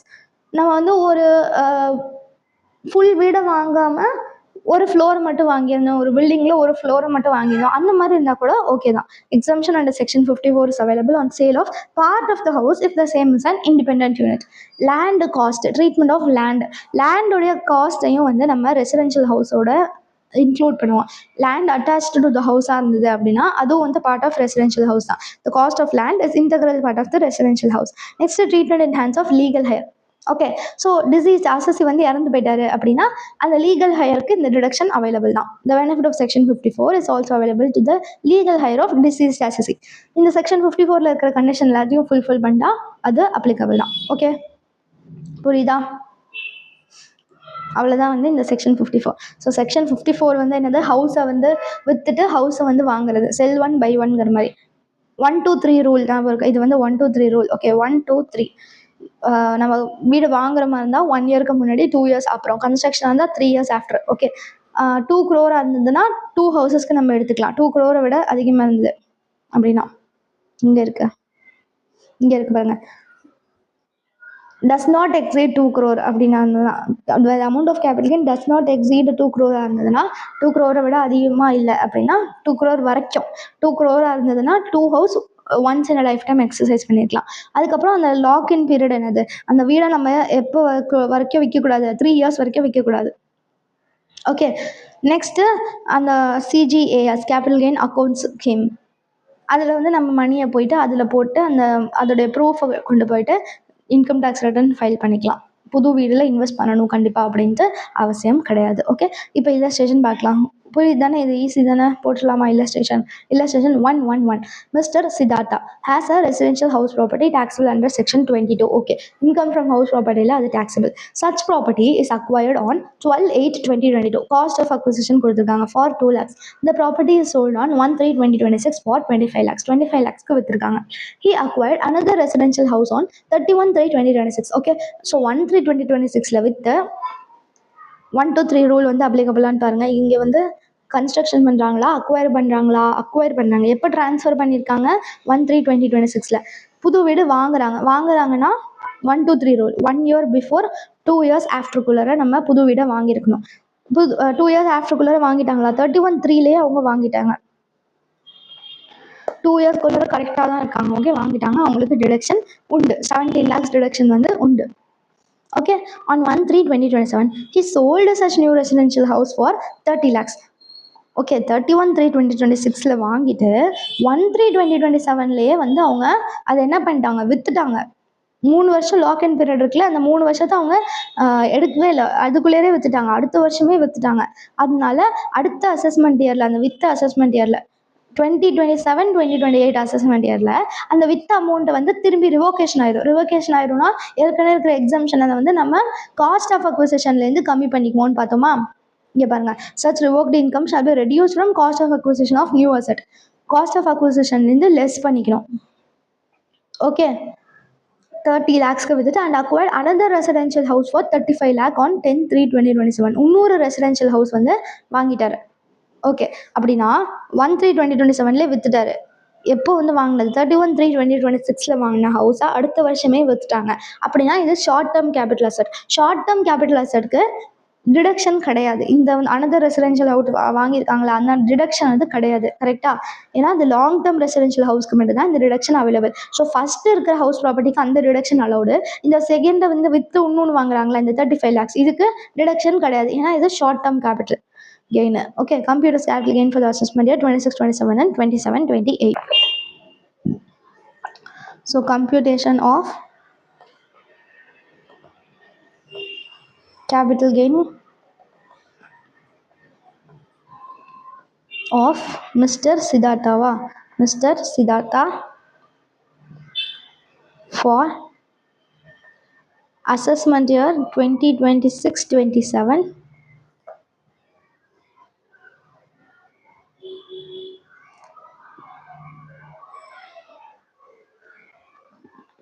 Okay,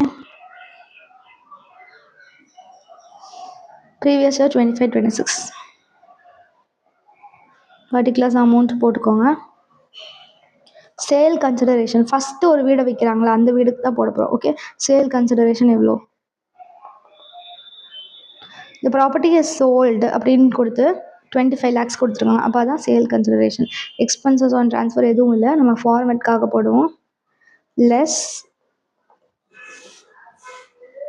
expenses on transfer போட்டோன்னா என்ன கிடைக்கும்? நெட் சேல் கன்சிடரேஷன் கிடைக்கும். ஓகேவா?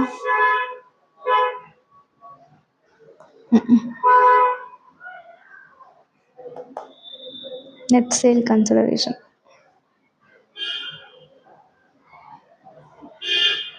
less cost of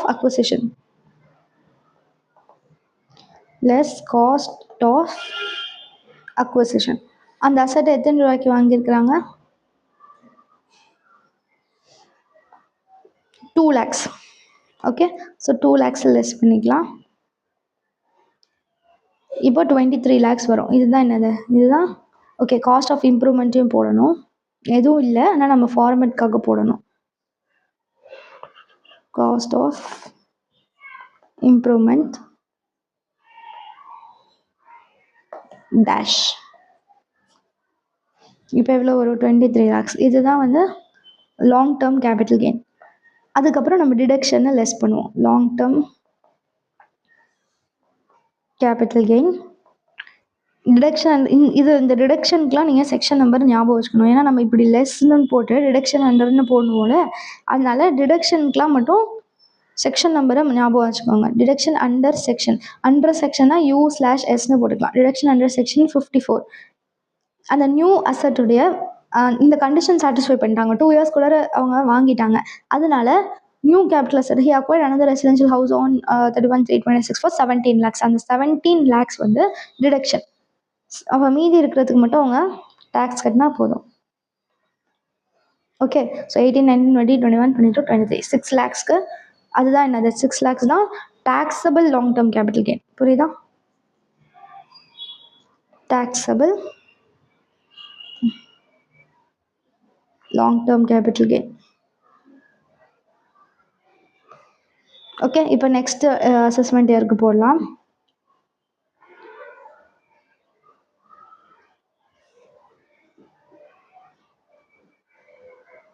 assessment year 27-28. previous year 26-27. 2027, 2028, 26-27. Okay, so இதில் சேல் கன்சிடரேஷன் சேல் கன்சிடரேஷன் அந்த செகண்டாக ஒரு வீடை வாங்கினாங்களே இப்போ போனதில் எக்ஸம்ஷன் எடுத்தோம்ல, அந்த வீடை விற்கிறாங்கன்னு கொடுத்துருக்காங்க. எத்தனை ரூபாய்க்கு விற்கிறாங்க? Sold residential house for 30 lakhs. 30 லட்ச ரூபாய்க்கு விற்கிறாங்க. எக்ஸ்பென்சஸ் ஆன் ட்ரான்ஸ்ஃபர் எதுவும் கிடையாது.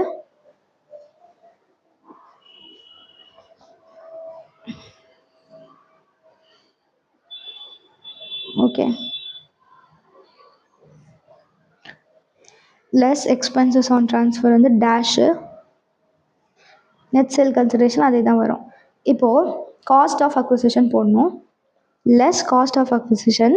ஆனால் காஸ்ட் ஆஃப் அக்விசிஷனில் நம்ம வந்து அந்த ஏற்கனவே வந்து ரிவோகேஷன் பண்ணணும்ல, இப்போது ஏற்கனவே நம்ம டிடக்ஷன் எடுத்தோம்ல அதை வந்து ரிவோகேஷன் பண்ணணும். லெஸ் ஏன் ஏன்னா அந்த 3 வருஷம் லாக்இன் பீரியட் இருக்குது, அதை வந்து இவங்க ஃபாலோ பண்ணல, அடுத்த வருஷமே விற்றுட்டாங்க. Earlier deduction under section 54. புரியுதா? 3 வருஷம் வந்து அவங்க வந்து அதை விற்கக்கூடாது அப்படின்னு பார்த்தோம், ஆனால் அவங்க அடுத்த வருஷமே விற்றுட்டாங்க. அதனால அந்த ஏர்லியர் ரிடக்ஷனை இதுலேருந்து மைனஸ் பண்ணணும். காஸ்ட் ஆஃப் அக்விசிஷன் 17 lakhsனா 17 lakhsக்கு தான் அந்த அசட்டை வாங்கியிருக்காங்க. நம்ம வந்து 17 lakhs போன இதில் ரிடக்ஷன் கிளைம் பண்ணியிருக்கோம். அதனால் இது மைனஸ் பண்ணி காஸ்ட் ஆஃப் அக்விசிஷன் இப்போ என்ன ஆயிரும், டேஷ் ஆயிரும். Okay, so cost of improvement எதுவும் கிடையாது. இப்போ வர்றது என்னது, ஷார்ட் டேர்ம் கேபிட்டல் கெயின். ஏன்னா ஒரு வருஷத்துலேயே நம்ம விற்றுட்டோம்ல. வீடை பொறுத்த வரைக்கும் ஹோல்டிங் பீரியட் என்னது, 2 years.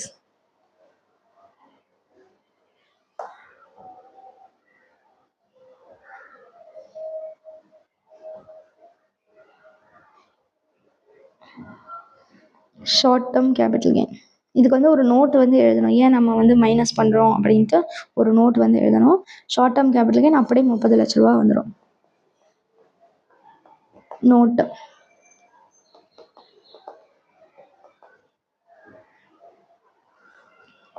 since the new capital asset for which deduction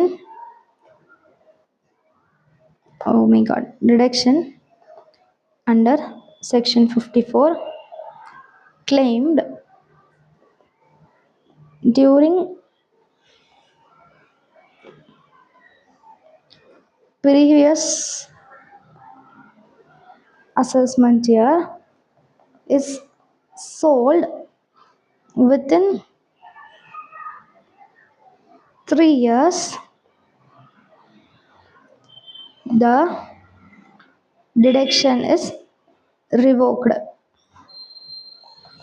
okay, அது மட்டும் இல்லாமல் நம்ம இன்னொரு புதிய இது வாங்கியிருக்கோம்ல, புதுசாக ஒரு வீடு வாங்கியிருக்கோம்னு கொடுத்துருக்காங்க. acquired another residential house for 35 lakh. அதுக்கு ஏன் டிடக்ஷன் இல்லை அப்படின்னு போடணும். further deduction under section 54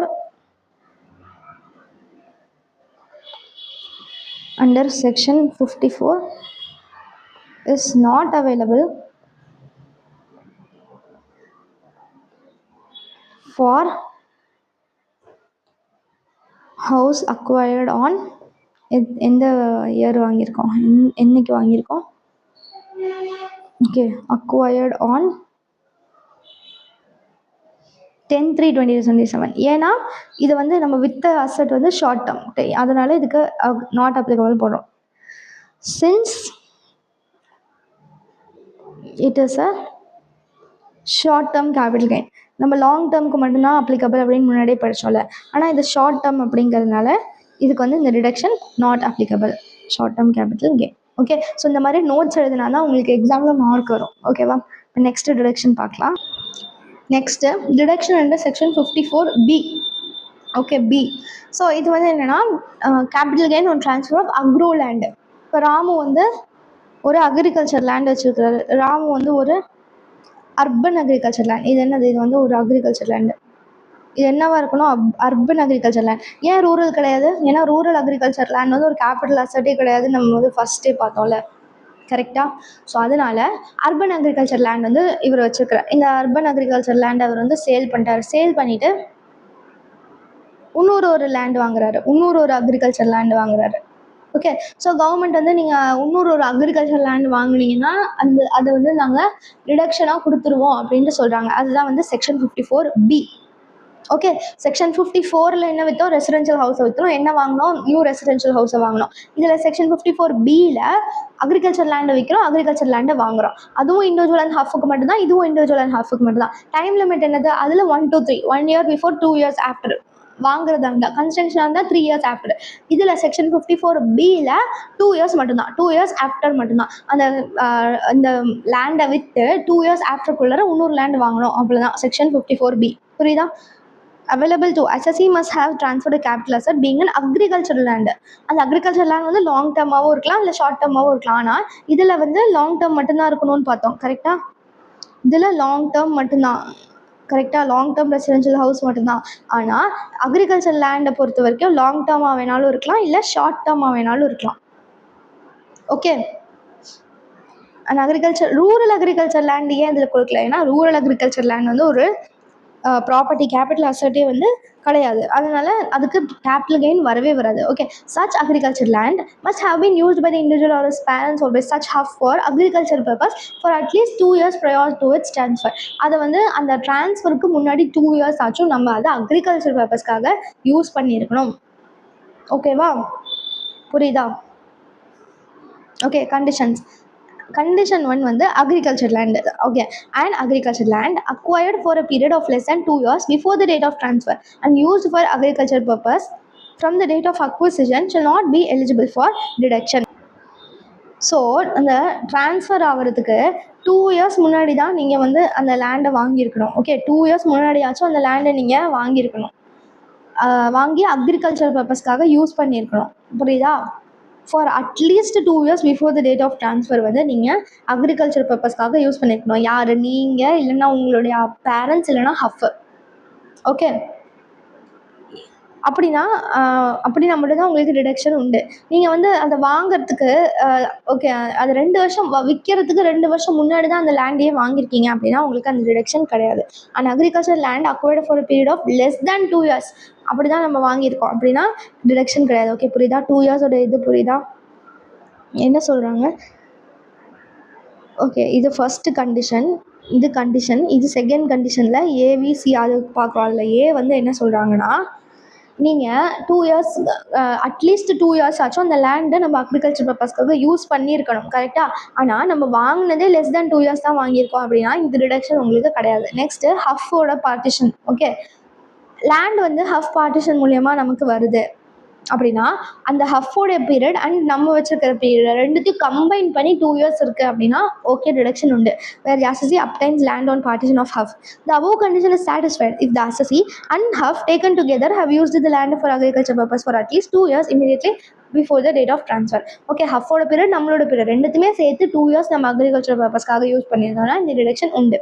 next tenant வந்து யாராவது அப்புறமா வாங்கியிருக்கிறாங்க. ஃபஸ்ட்டு வந்து லேண்டை வந்து நம்ம வாடகைக்கு எடுத்து டெனண்ட்டாக யூஸ் பண்ணிட்டு இருந்தோம் அக்ரிகல்ச்சருக்காக. அண்ட் நம்ம அப்புறமா வந்து அதை வாங்கிட்டோம் அப்படின்னாலும் டெனண்ட்டாக இருக்கும் போது நம்ம அக்ரிகல்ச்சர் லேண்டை யூஸ் பண்ணோம்ல, அதையும் வந்து அந்த 2 இயர்ஸ் பீரியடில் நம்ம கேல்குலேஷனுக்கு எடுத்துக்குவோம். அவ்வளோதான். ஸோ 2 வருஷம் ஃபார்மிங்க்கு நம்ம யூஸ் பண்ணியிருக்கணும். அதை நீங்கள் ஃபார்மிங் பண்ணிங்களா, உங்கள் அப்பா ஃபார்மிங் பண்ணாங்களா, ஹஃப் ஃபார்மிங் பண்ணாங்களா, இல்லை நீங்கள் டெனண்ட்டாக இருக்கும்போது ஃபார்மிங் பண்ணிங்களா, எப்படினாலும் இந்த ஃபார்மிங் பண்ணிங்களா, விவசாயம் பண்ணிங்களா, அவ்வளோதான். Okay. when an assessee was using the property as a tenant வாடகைக்கு நம்ம லேண்ட் எடுத்து யூஸ் பண்ணிட்டு இருந்தோம் and later on purchased the said property, அதுக்கப்புறம் அதை வாங்கிட்டோம். then while calculating the period of 2 years as stated above, the period during which the assessee was using the property as tenant shall also be included. அவ்வளோதான். புரியுதா? First condition என்னது? ஒரு capital asset, அது agriculture லேண்டாக இருக்கணும். Long டேர்மாக short டேர்மாக அதெல்லாம் கிடையாது. அப்புறம் செகண்ட் கண்டிஷன் வந்து 2 இயர்ஸ் நம்ம அதை ஃபார்மிங்காக யூஸ் பண்ணிருந்தோம். ஓகே. நம்ம 2 இயர்ஸ்க்கு உள்ளே தான் வாங்கணும் அப்படின்னா அந்த டிடக்ஷன் கிடையாது. ஹஃப் வந்து பார்ட்டிஷன்னால நமக்கு அந்த லேண்ட் வந்துன்னா ஹஃபோட பீரியட் நம்மளோட பீரியட் ரெண்டுத்தையும் சேர்த்து 2 இயர்ஸ் யூஸ் பண்ணியிருக்கணும். டெனண்ட்டாக இருந்தோம்னா டெனண்ட்டாக இருக்கிற பீரியடும் டெனண்ட்டாக நம்ம விவசாயம் பண்ண பீரியடும் நம்ம கவுண்ட் பண்ணியிருக்கோம். ஓகே. தேர்டு வந்து என்னென்னா நியூ அக்ரிகல்ச்சர் லேண்டை வந்து நம்ம வாங்கணும். புரியுதா? ஸோ நம்ம ட்ரான்ஸ்ஃபர் பண்ணதுலேருந்து 2 வருஷத்துக்குள்ளே நியூ அக்ரிகல்ச்சர் லேண்டை வாங்கணும். assessee must purchase a new land for agriculture purpose. அந்த நியூ லேண்ட் இருக்கு இல்லையா, அது வந்து அர்பனில் வேணாலும் இருக்கலாம், ரூரலில் வேணாலும் இருக்கலாம். அதில் எந்த ரெஸ்ட்ரிக்ஷனும் கிடையாது. இந்த new land maybe in urban area ஒரு ரூரல் ஏரியா. ஆனால் நம்ம ட்ரான்ஸ்ஃபர் பண்ணுற லேண்டு, விற்கிற லேண்டு வந்து அர்பன் அக்ரிகல்ச்சர் லேண்டாக தான் இருக்கணும். நம்ம வாங்குகிற புது லேண்ட் வந்து அர்பன் அக்ரிகல்ச்சர் லேண்ட் வேணாலும் இருக்கலாம், இல்லை ரூரல் அக்ரிகல்ச்சர் லேண்டாக வேணாலும் இருக்கலாம். ஓகே. டைம் லிமிட் வந்து என்னது 2 மட்டும்தான். நம்ம ட்ரான்ஸ்ஃபர் பண்ணதுலேருந்து 2 வருஷத்துக்குள்ளே புது லேண்டை வாங்கிடணும். இந்த ஸ்கீம் ஆஃப் டெபாசிட் அதுவும் வந்து ஓகே தான். நம்ம நியூ லேண்டை வாங்க முடியல அப்படின்னா ஒன்றும் பிரச்சனை இல்லை. போய் ஒரு நேஷனலைஸ்டு பேங்க்கில் ஒரு ஸ்பெஷல் அக்கௌண்ட் ஓப்பன் பண்ணி அதில் கொண்டு போயிட்டு இந்த 2 இயர்ஸ்க்குள்ளே அந்த அமௌண்ட்டை டெபாசிட் பண்ணி வச்சுருங்க. அவ்வளோதான். ஓகே. ஏற்கனவே படிச்சோம்ல அவ்வளோதான். ஸோ அந்த அமௌண்ட்டை நம்ம 2 வருஷம் யூஸ் பண்ணாமல் வச்சுருந்தோம், அந்த 2 வருஷம் யூஸ் பண்ணாமல் வச்சுருந்தோன்னா அது வந்து டேக்ஸபிள் ஆயிரும். ஓகே, டிடக்ஷன் அமௌண்ட் வந்து என்னது? இன்வெஸ்ட்மெண்ட் இன் நியூ அக்ரிகல்ச்சர் லேண்ட் இல்லைனா கேபிட்டல் கெயின், இந்த ரெண்டுத்தில் எது லெஸ்ஸோ அதான் டிடக்ஷன். ஏற்கனவே படிச்சோம்ல அதான். இப்போது கேபிட்டல் கெயின் வந்து பழைய கேபிட்டல் அசெட்டில் ஒரு 50 லட்ச ரூபா கேபிட்டல் கெயின் வருது. நம்ம வந்து புது லேண்டு வாங்குறோம்ல, அது வந்து ஒரு 30 lakhs தான் வாங்குறோம் அப்படின்னா 30 lakhs தான் நம்ம டிடக்ட் பண்ண முடியும், அவ்வளோதான். விச் எவர் இஸ் லெஸ், அவ்வளோதான். ஓகே, நெக்ஸ்ட் வந்து ரிவோகேஷன். ரிவோகேஷன் வந்து என்னது? நியூ அக்ரிகல்ச்சர், அதே வந்து இந்த 3 years login period. New agriculture லேண்டை வந்து பர்ச்சேஸ் பண்ணி 3 வருஷத்துக்குள்ளார வித்துட்டோம் அப்படின்னா அந்த எக்ஸம்ஷன் கேன்சல் ஆயிரும். இன்னொன்று வந்து என்னது? அந்த ரிவோக்கட் அமௌண்ட்டை என்ன பண்ணணும்? Cost of acquisition of new land வந்து ரெடியூஸ் பண்ணணும். ஏற்கனவே படித்தோம்ல, இப்போ நம்ம ஒரு எக்ஸாம்பிள் கூட பார்த்தோம்ல, அதே மாதிரி தான். If the newly acquired agriculture land is transferred within 3 years from the date of acquisition of new assets, then the benefit available under when the benefit availed earlier shall be revoked. Such revoked amount என்ன பண்ணணும்? Reduced from the cost of acquisition of new asset. அதே மாதிரி அந்த capital gains deposit account scheme CGDASல இருக்கிற அமௌண்ட்டை அன்யூட்டிலைஸ்டாக 2 வருஷத்தை அன்யூட்டிலைஸ்டாக வச்சுக்கணும். இங்கே வந்து 2 வருஷம் இருக்குல்ல, அதனால 2 வருஷம் அன்யூட்டிலைஸ்டாக வச்சுருக்கக்கூடாது அப்படின்னு போட்டிருக்காங்க. அந்த ப்ரீவியஸ் இதில் படித்தப்போ 3 yearsக்குள்ளார நம்ம வந்து கன்ஸ்ட்ரக்ஷன் முடிக்கணும்னு படிச்சோம், அதனால 3 yearsக்கு மேலே அன்யூட்டிலைஸ்டாக இருந்ததுன்னா என்ன அப்படின்னு போட்டிருக்காங்க, அவ்வளோதான். ஓகே, 2 yearsக்கு மேலே நம்ம அன்யூட்டிலைஸ்டாக வச்சுருந்தோம் அப்படின்னா எக்ஸ்பயர் ஆயிரும் அந்த அமௌண்ட், அவ்வளோதான். புரியுதா? நெக்ஸ்ட் வந்து ஒரு கேஸ் வந்து இருக்குது. ஓகே, இப்போ ஒரு எக்ஸாம்பிளுக்கு ராமு வந்து ஒரு அர்பன் அக்ரிகல்ச்சர் லேண்டு விற்கிறாரு, அதில் கேபிட்டல் கெயின் வருது. ஸோ செக்ஷன் 54Bயில் அவர் ஒரு ரூரல் அக்ரிகல்ச்சர் லேண்டு வந்து வாங்கி அந்த கேபிட்டல் கெயினை வந்து exemption எடுத்துக்கிட்டாரு, deduction எடுத்துக்கிறாரு section 54Bயில்.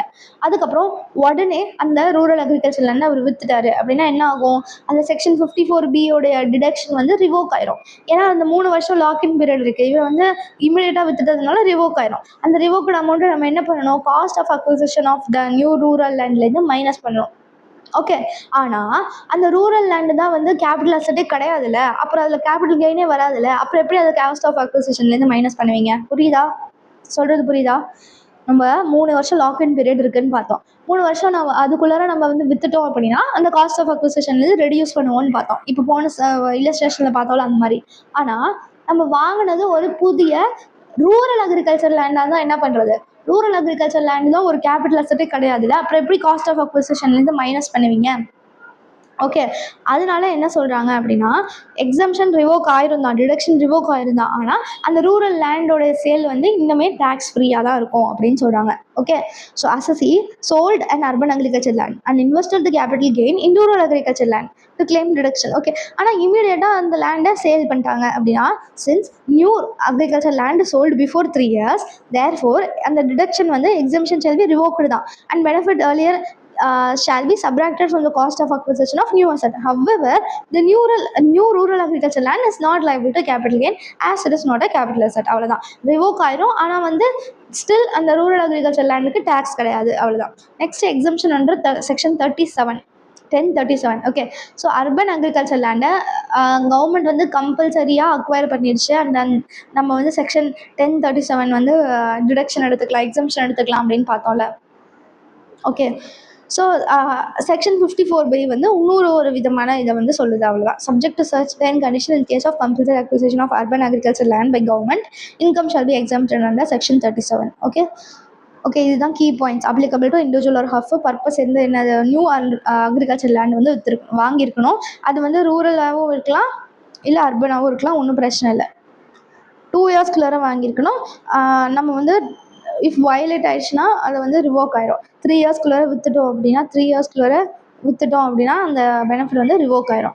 Capital gain account ஸ்கீமில் வேணாலும் நம்ம போட்டு வச்சுக்கலாம், அவ்வளோதான். இதில் வந்து எந்த சம்மே வந்து கிடையாது, இந்த செக்ஷன் 54Bயில் எந்த சம்மும் கிடையாது. ஓகே, ஸோ நெக்ஸ்ட் டாபிக் வந்து deduction from capital gain on compulsory acquisition of land and building forming part of industrial undertaking. நம்ம already compulsory acquisition by the government வந்து பார்த்துருக்கோம், கரெக்டாக? ஸோ இப்போ ஒரு எக்ஸாம்பிளுக்கு ராமு வந்து ஒரு ஃபேக்ட்ரி நடத்துறாரு. கவர்மெண்ட் வந்து சொல்லுது, நாங்கள் வந்து அதில் ஒரு பப்ளிக் ப்ராஜெக்ட் பண்ண போகிறோம், அதனால உங்கள் ஃபேக்ட்ரி இருக்கிற லேண்ட் வந்து எங்களுக்கு தேவை அப்படின்னு சொல்லுது. இதுதான் கம்பல்சரி அக்விசிஷன். அதுக்கு பதிலாக கவர்மெண்ட் என்ன பண்ணுது, ராமுக்கு ஒரு காம்பன்சேஷன் கொடுக்குது. ஸோ அந்த காம்பன்சேஷன் வந்து இப்போ ஃபேக்ட்ரியை விற்றா எப்படி இருக்குமோ அதான் சேல் கன்சிடரேஷன். ஸோ அந்த காம்பன்சேஷன் அமௌண்ட் தான் நம்ம சேல் கன்சிடரேஷன் அப்படின்னு சொல்லிடுவோம். கரெக்டாக? இப்போ ராமுக்கு ஆனால் அந்த ஃபேக்ட்ரி வேணும்ல அவர் பிஸ்னஸ் நடத்த, அதனால அந்த சேல் கன்சிடர் அந்த காம்பன்சேஷன் அமௌண்ட் ரிசீவ் பண்ணுறாருல, அதை வச்சு அவர் ஒரு புது ஃபேக்ட்ரி வந்து செட்டப் பண்ணிக்குவார். ஸோ கவர்மெண்ட் என்ன சொல்லுதுன்னா, நீங்கள் வந்து நியூ இண்டஸ்ட்ரியல் லேண்ட் ஒரு பில்டிங்கில் ரீஇன்வெஸ்ட் பண்ணுறீங்க அப்படின்னா உங்களோட கேபிட்டல் கெயினை நாங்கள் எக்ஸாம்ட் பண்ணிடுவோம். அதுதான் வந்து section 54D. Okay, so section 54D வந்து என்னது, compulsory acquisition of industrial land or building, and அதை வச்சு new industrial land or building வந்து நம்ம வாங்குறோம். ஓகேவா? ஸோ டினா டி மீன்ஸ் டாங்கிற மாதிரி ஞாபகம் வச்சுக்கோங்க. டின்னு சொல்லுவோம்ல, குடுடா அப்படின்ட்டு கவர்மெண்ட் கேட்குது, அதனால 54D கம்பல்சரியா, அதனால குடுறா அப்படின்னு கேட்குது, அதனால D, section 54D. Okay, so இது வந்து என்னது, 4 கண்டிஷன்ஸ் இருக்குது. இது அப்ளிகபிள் டு ஆல் எஸ்எஸ்சி. நீங்கள் பார்ட்னர்ஷிப் ஃபார்ம், கம்பெனி எல்லாத்துக்குமே இது அப்ளிகபிள் தான். ஸோ செக்ஷன் 54ம் 54Bயும் வந்து இண்டிவிஜுவல் ஒரு ஹஃபுக்கு மட்டும்தான் பார்த்தோம். ஆனால் செக்ஷன் 54D வந்து எல்லா எஸ்எஸ்சிக்குமே அப்ளிகபிள். ஏன்னா இண்டஸ்ட்ரியல் யூனிட்ஸ் வந்து கம்பெனிஸாக கூட இருக்கலாம்ல, அதனால இதுக்கு வந்து 4 கண்டிஷன் இருக்குது. ஃபர்ஸ்ட் கண்டிஷன் என்னன்னா, லேண்ட் ஆர் பில்டிங் வந்து ஃபார்மிங் பார்ட் ஆஃப் இண்டஸ்ட்ரியல் அண்டர்டேக்கிங்காக இருக்கணும். ஸோ அசட்டை வந்து நம்ம விற்கிறோம்ல, கவர்மெண்ட் வந்து கம்பல்சரி அக்விசிஷன் பண்ணதில்ல, அது வந்து அந்த லேண்ட் ஒரு பில்டிங்காக இருக்கலாம், இல்லைனா எனி ரைட் இன் லேண்ட் ஒரு பில்டிங்காக இருக்கலாம். அது வந்து ஒரு இண்டஸ்ட்ரியல் அண்டர்டேக்கிங்கோட பார்ட்டாக இருக்கணும். ஓகே, ஃபேக்ட்ரியாக இருக்கணும், இல்லை மேனுஃபேக்சரிங் யூனிட்டாக, பிளான்ட்டு, அந்த மாதிரி இருக்கணும். ஜஸ்ட் எனி லேண்டுன்னு கிடையாது, இண்டஸ்ட்ரியல் லேண்டாக இருக்கணும். ஷார்ட் டர்மாக வேணாலும் இருக்கலாம், லாங் டர்மாக வேணாலும் இருக்கலாம். Okay, assessee must have transferred a capital asset being a land or building or any right therein forming part of an industrial undertaking. இது லாங் டர்மாக வேணாலும் இருக்கலாம், ஷார்ட் டர்மாக வேணாலும் இருக்கலாம். கண்டிஷன் 2 வந்து என்னன்னா, கம்பல்சரி அக்விசிஷன் மட்டும்தான். இதுதான் வந்து ஒரு பெரிய டிஃப்ரென்ஸ். 54B இல்லைனா சேலு. ஆனால் இதில் என்னது, கவர்மெண்ட் வந்து கம்பல்சரியாக அக்வயர் பண்ணால் மட்டும்தான் இந்த செக்ஷன் வந்து அப்ளிகபிள். நீங்கள் வந்து சேல் பண்ணணும் அப்படின்னு நீங்கள் நினைக்கல, கவர்மெண்ட் வந்து உங்களை ஃபோர்ஸ் பண்ணியிருக்காங்க. ஸோ டிங்கிறது டிஸ்டர்புங்கிற மாதிரி, குட்ருடா டி டிஸ்டர்ப். ஓகே, கவர்மெண்ட் வந்து உங்களை டிஸ்டர்ப் பண்ணிட்டாங்க, கம்பல்சரி அக்விசிஷனுக்கு மட்டும்தான் இது applicable. Such capital asset has been compulsorily acquired under any law for the time being in force. Okay, compulsory அக்விசிஷனுக்கு மட்டும்தான் என்ன அப்ளிகபிள், இந்த செக்ஷன் வந்து அப்ளிகபிள், இந்த டிடக்ஷன் வந்து அப்ளிகபிள். ஓகே, நெக்ஸ்ட் வந்து என்னது, தேர்ட் கண்டிஷன் வந்து என்னன்னா, 2 இயர்ஸ்க்கு முன்னாடி நம்ம இண்டஸ்ட்ரியல் பர்பஸ்க்கு யூஸ் பண்ணியிருக்கணும். ட்ரான்ஸ்ஃபர் பண்ணுறதுக்கு 2 இயர்ஸ் முன்னாடி இண்டஸ்ட்ரியல் பர்பஸ்க்கு யூஸ் பண்ணியிருக்கணும். ஓகே, நம்ம வந்து இப்போ படிச்சோம்ல செக்ஷன் 54Bல அக்ரிகல்ச்சர் 2 இயர்ஸ் முன்னாடி அக்ரிகல்ச்சருக்கு யூஸ் பண்ணியிருக்கணும். அதை ட்ரான்ஸ்ஃபர் பண்ணதுக்கு முன்னாடி less than 2 இயர்ஸ் நம்ம ஹோல்டு பண்ணியிருந்தோம்னா நாட் எலிஜிபிள். அண்ட் ஹஃப் பார்ட்டிஷன்னால நம்ம அந்த அசட்டை ரிசீவ் பண்ணியிருந்தோம்னா ஹஃபோட பீரியட் நம்மளோட பீரியட் ரெண்டுத்துமே சேர்த்து தான் டோட்டல் பீரியட் ஆஃப் ஹோல்டிங் பார்க்கணும். அப்புறம் நம்ம டெனண்ட்டாக இருந்துட்டு அப்புறமா நம்ம வாங்கிட்டோம் அப்படின்னாலும் அந்த டெனண்ட்டோட பீரியடையும் சேர்த்துக்கணும். அதே கண்டிஷன்ஸ் தான் இதுலேயும் இருக்குது. Okay, such capital asset was use for industrial purpose by the assessee for at least 2 years prior to its year of transfer. Okay, transfer ஆகிறதுக்கு முன்னாடி 2 வருஷமாச்சும் நீங்கள் இதை இண்டஸ்ட்ரியல் பர்பஸ்க்காக யூஸ் பண்ணியிருக்கணும். அதே கண்டிஷன்ஸ் தான். ஓகே, 2 இயர்ஸ்க்கு less than 2 years தான் நம்ம ஹோல்டு பண்ணியிருக்கோம் அப்படின்னா நாட் எலிஜிபிள் ஃபார் டிடக்ஷன். ஓகேவா, ட்ரான்ஸ்ஃபர் ஆன டேட்டுக்கு முன்னாடி இருக்கிற இயர்ஸில் less than 2 years தான் நம்ம அந்த லேண்டு வச்சிருக்கிறோம் இண்டஸ்ட்ரியல் லேண்டு அப்படின்னா not eligible for deduction. Suppose நம்ம வந்து அந்த ஹஃபோட பார்ட்டிஷன்னால ரிசீவ் பண்ணியிருந்தோம்னா ஹஃபோடைய பீரியடு அண்ட் நம்மளோட பீரியட் ரெண்டுத்துமே டேக்கன் டுகெதர் 2 years வந்து இருக்கணும். ஓகே, சப்போஸ் அதை வந்து டெனண்ட்டாக நம்ம யூஸ் பண்ணியிருந்தோம், later on purchase the said ப்ராப்பர்ட்டியாக இருந்தால் இந்த 2 years கால்குலேட் பண்ணுறதுக்கு நம்ம எப்போ டெனண்ட்டாக யூஸ் பண்ணிட்டு இருந்தோமோ அந்த பீரியடு நம்ம இன்க்ளூட் பண்ணிக்குவோம். ஓகே, ஃபோர்த்து கண்டிஷன் என்னென்னா, நம்ம வந்து நியூ இண்டஸ்ட்ரியல் லேண்ட் ஒரு பில்டிங்கை பர்ச்சேஸ் பண்ணணும், இல்லைனா அதை கன்ஸ்ட்ரக்ட் பண்ணணும். ஸோ நம்ம எக்ஸம்ஷன் எடுக்கணும் அப்படின்னா நீங்கள் என்ன பண்ணலாம், இன்னொரு லேண்ட் ஒரு பில்டிங்கை வாங்கி அதை இண்டஸ்ட்ரியல் பர்பஸ்க்காக வச்சுக்கலாம், இல்லைனா construct building. Okay, so personal பர்பஸ்க்காக கிடையாது, இண்டஸ்ட்ரியல் பர்பஸ்க்காக மட்டும்தான். ஓகேவா, so where an assessee was using the assessee must purchase any land or building or construct the building for the purpose of shifting or re-establishing the said undertaking or setting up another industrial undertaking. Okay, புரியுதா? என்னென்ன 4 condition இருக்குதுல்ல. First வந்து land or building வந்து industrial அண்டர்டேக்கிங்கோட பார்ட்டாக இருக்கணும். Second condition வந்து compulsory அக்விசிஷனுக்கு மட்டும்தான். தேர்ட் கண்டிஷன் இண்டஸ்ட்ரியல் பர்பஸ்க்கு ட்ரான்ஸ்ஃபர் பண்ணுறதுக்கு முன்னாடி 2 இயர்ஸ் யூஸ் பண்ணியிருக்கணும். ஃபோர்த் கண்டிஷன் என்னது, நம்ம புது இண்டஸ்ட்ரியல் லேண்ட் ஒரு பில்டிங் இல்லைனா புது பில்டிங்கை நம்ம கன்ஸ்ட்ரக்ட் பண்ணணும். ஓகே, டைம் லிமிட் என்னது, டைம் லிமிட் வந்து 3 years after the date of compensation or any part thereof. நம்ம எப்போக்குள்ளே வாங்கணும் அதை, ஓகே, எப்போக்குள்ளே நம்ம அந்த அசட்டை வந்து வாங்கணும் அப்படின்னா 3 years. Okay, within 3 years from the date of receipt of compensation. Okay, transfer date கிடையாது, இது வரைக்கும் நம்ம பார்த்தது இல்லைனா. இப்போ ஃபர்ஸ்ட் செக்ஷன் 54ல் 1 to 3 கண்டிஷன் பார்த்தோம், அடுத்தது வந்து 2 இயர்ஸ் கண்டிஷன் பார்த்தோம், இப்போ 3 இயர்ஸ் பார்க்குறோம்ல. அந்த ஃபர்ஸ்ட் ரெண்டுத்துக்குமே ட்ரான்ஸ்ஃபர் ஆன டேட்லேருந்து 2 இயர்ஸ்குள்ளே பில்டிங் வாங்கணும், அது அக்ரிகல்ச்சர் லேண்ட் வாங்கணும், இல்லைனா ஹவுஸ் கன்ஸ்ட்ரக்ட் பண்ணணும் அப்படி பார்த்தோம். ஆனால் இந்த கேஸில் வந்து என்னென்னா ரெசிப்ட் ஆஃப் காம்பன்சேஷன்லேருந்து, ட்ரான்ஸ்ஃபர் டேட் கிடையாது. Okay, date of receipt of compensation, transfer date இல்லை, இது வந்து ஞாபகம் வச்சுக்கோங்க. ஓகே, ட்ரான்ஸ்ஃபர் டேட் இல்லை, காம்பன்சேஷன் ரிசீவ் ஆன டேட்லேருந்து. ஓகே, புரியுதா? காம்பன்சேஷன் ரிசீவ் ஆன டேட்லேருந்து தான் பார்க்கணும். கம்பல்சரி அக்விசிஷனில் நம்மளுக்கு காம்பன்சேஷன் இமிடியேட்டாக கிடைக்கும் அப்படின்ட்டு அவசியம் கிடையாது, அப்புறமா கூட கவர்மெண்ட் வந்து காம்பன்சேஷன் கொடுக்கலாம். அதனால் ரெசிப்ட் ஆஃப் காம்பன்சேஷன்லேருந்து தான் நம்ம கவுண்ட் பண்ணணும். அதே மாதிரி ஸ்கீம் ஆஃப் டெபாசிட், நம்ம உடனே வந்து ஒரு லேண்ட் ஒரு பில்டிங்கை வந்து வாங்க முடியல அப்படின்னா ஒரு நேஷனலைஸ்டு பேங்க்கில் போய்ட்டு ஒரு ஸ்பெசிஃபிக் அக்கௌண்ட்டில் ஸ்பெஷல் அக்கௌண்ட் ஆரம்பித்து அதில் போட்டுருங்க அப்படின்னு சொல்கிறாங்க. அவ்வளோதான், நம்ம ஆல்ரெடி படித்தோம்ல, அதே தான். ஓகே, நெக்ஸ்ட் டிடக்ஷன் அமௌண்ட் வந்து என்னது, இன்வெஸ்ட்மெண்ட் இந்த நியூ அசட், இந்த புது அசட் வாங்குற இன்வெஸ்ட்மெண்ட் அமௌண்ட் இல்லைனா கேபிட்டல் கெயின், இந்த ரெண்டுத்துல எது கம்மியோ எப்போதுமே பார்க்குற மாதிரி சேம் ஃபார்முலா தான். இது ரிவோகேஷன், அதை லாக் இன் பீரியட் 3 இயர்ஸ். அந்த 3 இயர்ஸ்க்குள்ளே நம்ம அந்த நியூ இண்டஸ்ட்ரியல் லேண்ட் ஒரு பில்டிங்கை சேல் பண்ணிட்டோம் அப்படின்னா அந்த எக்ஸம்ஷன் ரிவோக் ஆயிரும். ரிவோக் ஆச்சுன்னா நம்ம என்ன பண்ணணும், நியூ அசட்டுடைய காஸ்ட் ஆஃப் அக்விசிஷன்லேருந்து சப்ராக்ட் பண்ணணும். கரெக்டா? அதுக்கப்புறம் அந்த சிஜிஏஎஸ் கேபிட்டல் கெயின்ஸ் அக்கௌண்ட் ஸ்கீம், அதில் இருக்கிற அமௌண்ட் வந்து 3 இயர்ஸ் நம்ம யூஸ் பண்ணாமல் வச்சுருந்தோன்னா அந்த அமௌண்ட் வந்து டேக்ஸபிள் ஆயிரும். அவ்வளோதான். ஓகே, இது எல்லாமே சேம் தான். இதை கீ பாயிண்ட்ஸ் மட்டும் பாருங்கள். Applicable to all assessee. Purpose of new asset வந்து shifting or re-establishing the same industrial undertaking or setting up another industrial undertaking. Time limit another 3 years from the date of receipt of compensation or part 1 rupee compensation also நீங்கள் இப்போ receive பண்ணிட்டீங்கன்னா அதுலேருந்து 3 வருஷம்குள்ளார. Okay, R பார்ட்னு இருக்கிறதுனால, புரியுதா? Conditions violate ஆயிடுச்சுன்னா அது வந்து revoke ஆயிரும் அந்த deduction and reduce from cost of acquisition or tax as capital gain. Okay, section 54D. ஓகேவா? நெக்ஸ்ட் இல்லஸ்ட்ரேஷன் வந்து பார்க்கலாம். Illustration 112. X Limited has a building acquired on 17/8/2024 for 5 lakh. இது வந்து cost of acquisition. The assessee as a tenant earlier used the building for industrial purpose since last 7 years. Our tenant-ஆ last 7 வருஷமா industrial purpose-காக use பண்ணிட்டு இருந்தாரு. And even after purchase, it is continuously used for industrial purpose. So industrial purpose தான் அவங்க use பண்ணிட்டு இருந்தாங்க. நம்ம minimum transfer டேட்க்கு முன்னாடி 2 years industrial பர்பஸ்க்கு யூஸ் பண்ணிட்டு இருக்கணும்னு பார்த்தோம். அது வந்து பாஸ்ட் 7 இயர்ஸ் அண்ட் அதை வந்து வாங்கினதுக்கு அப்புறமுமே அவங்க இண்டஸ்ட்ரியல் பர்பஸ் தான் யூஸ் பண்ணிட்டு இருக்காங்க. அதனால அது வந்து ஓகே தான், வந்து சாட்டிஸ்ஃபை ஆயிடுச்சு. Such building is compulsorily acquired by government at an agreed value of 12 lakhs as on 15/7/2025. The compensation was received on, இப்போ compensation receive ஆன டேட்டை தான் நம்ம பார்க்கணும். 1st March 2026. 1st March 2026லேருந்து 3 வருஷத்துக்குள்ள நம்ம புது அசட்டை வாங்கியிருக்கணும். ஓகேவா? Written down value of the block consisting of 3 buildings as on 1/4/2025 வந்து 7,50,000. The company acquired a new building. New building எப்போ வாங்குறாங்க? for 2 lakhs as on case A 31/3/2026, case B 2/4/2026 determined his taxable capital gain அப்படின்னு சொல்கிறாங்க. So 2 case இருக்குது. ஓகேவா? So 17/8/2024 அந்த பில்டிங்கை வாங்கியிருக்கிறாங்க. அண்ட் நம்ம வந்து எப்போ ட்ரான்ஸ்ஃபர் பண்ணுறோம்? ட்ரான்ஸ்ஃபர் பண்ணுறது வந்து 15/7/2025. ஓகே, இது வந்து என்னது, காம்பன்சேஷன் ரிசீவ் ஆன டேட் வந்து 1/3/2026. காம்பன்சேஷன் ரிசீவ் ஆன டேட்லேருந்து நம்ம 3 இயர்ஸ்குள்ளார புது அசட்டை வாங்கி முடிக்கணும். கரெக்டா?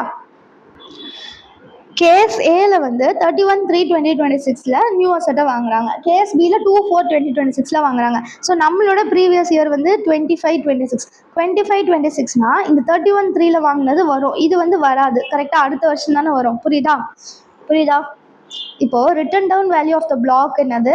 7,50,000. ஓகே, 7,50,000ங்கிறது written down value of the block. ஓகேவா? இப்போ இதில் வந்து ஃபர்ஸ்ட்டு நம்ம வாங்குகிறோம்ல இன்னொரு அசட்டை வாங்குகிறோம் 2 lakhsக்கு. அது ஃபர்ஸ்ட் கேஸ் ஏல வந்து இந்த ப்ரீவியஸ் இயரில் வாங்கிட்டோம் 31/3/2026 வாங்கிட்டோம். அதனால இதை வந்து சேர்த்துக்குவோம். ஆனால் அடுத்த கேஸில் வந்து 2/4/2026 தான் வாங்குகிறோம், அடுத்த வருஷம் தான் வாங்குகிறோம். அதனால இதை வந்து அந்த பிளாக்கோட வேல்யூ கூட நம்ம சேர்க்கக்கூடாது. புரியுதா? ஸோ இதுக்கு ரெண்டுத்துக்குமே டிடக்ஷன் அவைலபிள் தான். ஆனால் அந்த பிளாக்கோட வேல்யூ கூட இந்த written down value of the block இருக்குல்ல 7,50,000, இது கூட செகண்ட் கேஸில் வந்து நம்ம அதை சேர்க்கக்கூடாது அந்த 2 lakhs. ஓகேவா? ஆன்சர் வந்து போடலாம். இது ரெண்டு கேஸுமே நம்ம சைமல்டேனியஸாக போட்டுருவோம். Computation of capital gain of X Limited, இது கம்பெனி. Okay, X Limited for assessment year 2026-27, previous year 25-26. Okay, case A, case B. So இதில் சேல் கன்சிடரேஷன் வந்து என்னது? கவர்மெண்ட் நமக்கு எவ்வளோ காம்பன்சேஷன் கொடுத்துருக்கோ அதுதான் சேல் கன்சிடரேஷன். கரெக்டாக? ஸோ கவர்மெண்ட் எவ்வளோ காம்பன்சேஷன் கொடுத்துருக்காங்க? 12 lakhs. 12 lakhs தான் வந்து அப்போது சேல் கன்சிடரேஷன். 12 lakhs, இதுலேயே 12 lakhs தான் வரும். அது அப்புறம் போட்டுக்கலாம். இதில் எக்ஸ்பென்சஸ் ஆன் ட்ரான்ஸ்ஃபர் எதுவும் இல்லை, ஆனால் நம்ம ஃபார்மேட்காக போடுவோம். Expenses on transfer dash. இப்போ என்ன கிடைக்கும்? நெட் சேல் கன்சிடரேஷன் கிடைக்கும்.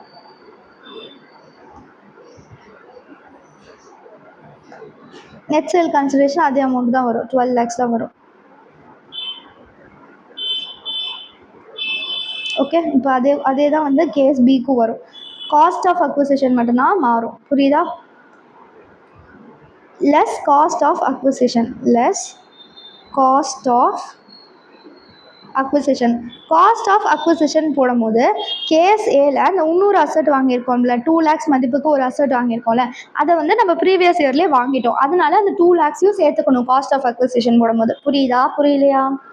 ஓகே, ஸோ நம்மள்ட்ட ஆல்ரெடி 7,50,000 மதிப்பிலான அசட் வந்து இருக்குது. Written down value of the பிளாக்னு கொடுத்துருக்காங்கல்ல, அது வந்து 7,50,000 இருக்குது. ஓகேவா? அந்த 7,50,000க்கு பதிலாக தான் நம்ம அந்த 12 lakhs ரிசீவ் பண்ணியிருக்கோம். ஓகே, ஸோ ஃபர்ஸ்ட் கேஸில் கேஸ் ஏல நம்ம அந்த அசட் எப்போ வாங்கியிருக்கோம்? ப்ரீவியஸ் இயரில் வாங்கிட்டோம், 31/3/2026 வாங்கிட்டோம். அதனால இந்த 2 lakhs அது கூட ஆட் பண்ணிக்கணும் ஃபர்ஸ்ட் கேஸை பொறுத்த வரைக்கும். ஓகே, ஆனால் செகண்ட் கேஸில் கேஸ் பியில் வந்து அதை அடுத்த வருஷம் தான் வாங்குகிறோம், அடுத்த ப்ரீவியஸ் இயரில் தான் வாங்குகிறோம். அதனால காஸ்ட் ஆஃப் த அசட்டில் அந்த 7,50,000 இருக்குல்ல, அதை மட்டும் தான் போடணும். இந்த 2 lakhs ஆட் பண்ணக்கூடாது. புரியுதா? இதில் என்ன பண்ணும்? 7,50,000 ரிட்டர்ன் டவுன் வேல்யூ இருக்கு இல்லையா, அதில் 2 lakhs நியூ அசட் வாங்கினோம்ல, அதை வந்து சேர்த்துக்கணும். ஓகே, புரியுதா? ஏன்னா அது ப்ரீவியஸ் இயருங்கிறதுனால. ஸோ 7,50,000 + 2 lakhனா 9,50,000 வருமா? 9,50,000. ஆனால் இதில் கேஸ் பியில் வந்து அந்த நியூ அசட்டை வந்து சேர்க்கக்கூடாது, ஏன்னா அது அடுத்த வருஷம் வாங்கினதா கொடுத்துருக்காங்க. ஓகேவா? அப்புறம் காஸ்ட் ஆஃப் இம்ப்ரூவ்மெண்ட் எதுவும் இல்லை, ஆனால் நம்ம ஃபார்மேட்காக போடலாம். Cost of improvement dash dash. இப்போ வந்து நமக்கு ஷார்ட் டேர்ம் கேபிட்டல் கெயின் கிடைக்கும். ஓகே, ஏன்னா இது வந்து டெப்ரிஷியபிள் அசட்டு. ஸோ டெப்ரிஷியபிள் அசட்டுங்கிறதுனால ஷார்ட் டேர்ம் கேபிட்டல் கெயின்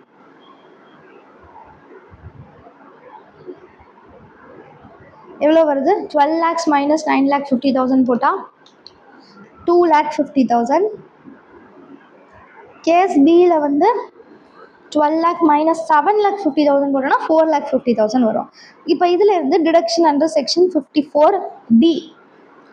நீங்கள் கண்டிப்பாக இந்த டிடக்ஷனுடைய செக்ஷன் நம்பர் மட்டும் ஞாபகம் வச்சுக்கணும். வேறு எந்த செக்ஷன் நம்பர் ஞாபகம் வைக்கலனாலும் பரவாயில்ல, எல்லா ஹெட்லேயுமே டிடக்ஷனோட செக்ஷன் நம்பர் மட்டும் ஞாபகம் வச்சு தான் ஆகணும். சரியா? அந்த நியூ அசட்டோடைய காஸ்ட் வந்து ரெண்டுத்துலையுமே 2 lakhs தான். So capital gain or cost of new asset whichever is less than exempt. So new அசட்டோட காஸ்ட் வந்து 2 lakhs தான். அதனால 2 lakh ரெண்டுத்துலையுமே டிடக்ஷன் எடுத்துக்கலாம். இப்போ taxable short term capital gain வரும். இதில் 50,000, இதில் 2,50,000. ஓகே, இதுதான் ஷார்ட் டேர்ம் கேபிட்டல் கெயின். புரியுதா? இதில் என்ன ட்விஸ்ட்டு? இதில் ஒரே ஒரு ட்விஸ்ட் வந்து என்னது? அந்த புது அசட்டோட வேல்யூவை சேர்க்கணுமா சேர்க்கக்கூடாதா. இன்னொன்று என்ன தெரியுமா, காஸ்ட் ஆஃப் அக்விசிஷன் வந்து எல்லோரும் என்ன பண்ணிடுவாங்க, அந்த எத்தனை ரூபாய்க்கு அவங்க வாங்கியிருக்காங்களோ அதை எடுத்துக்கலாம் அப்படின்னு தோணும். ஓகே, இதில் 5 lakhsக்கு வாங்கியிருக்காங்களா, அப்போ ஏன் 5 lakh காஸ்ட் ஆஃப் அக்விசிஷனாக எடுக்காமல் இங்கே 7,50,000க்கு எடுத்தோம். ஏன்னா இது வந்து டெப்ரிஷியபிள் அசட், அதனால 7,50,000 தான் அதோடைய மதிப்பு. ஓகேவா, அதனால 7,50,000 எடுக்கணும். Written down value of the block consisting of 3 buildings இதில். ஆனால் இதில் ஹேஸ் அ பில்டிங் தான் இருக்குது, அதனால நம்ம வந்து 3 building எடுக்கணும். ஓகேவா, அதனால தான் நம்ம வந்து 7,50,000 எடுக்கிறோம். ஓகே, ஸோ அவ்வளோதான் இந்த டிடக்ஷன். நெக்ஸ்ட் டிடக்ஷனுக்கு இப்போ போனால் EC 54 EC. So section 54 EC வந்து deduction from capital gain on acquisition of certain bonds.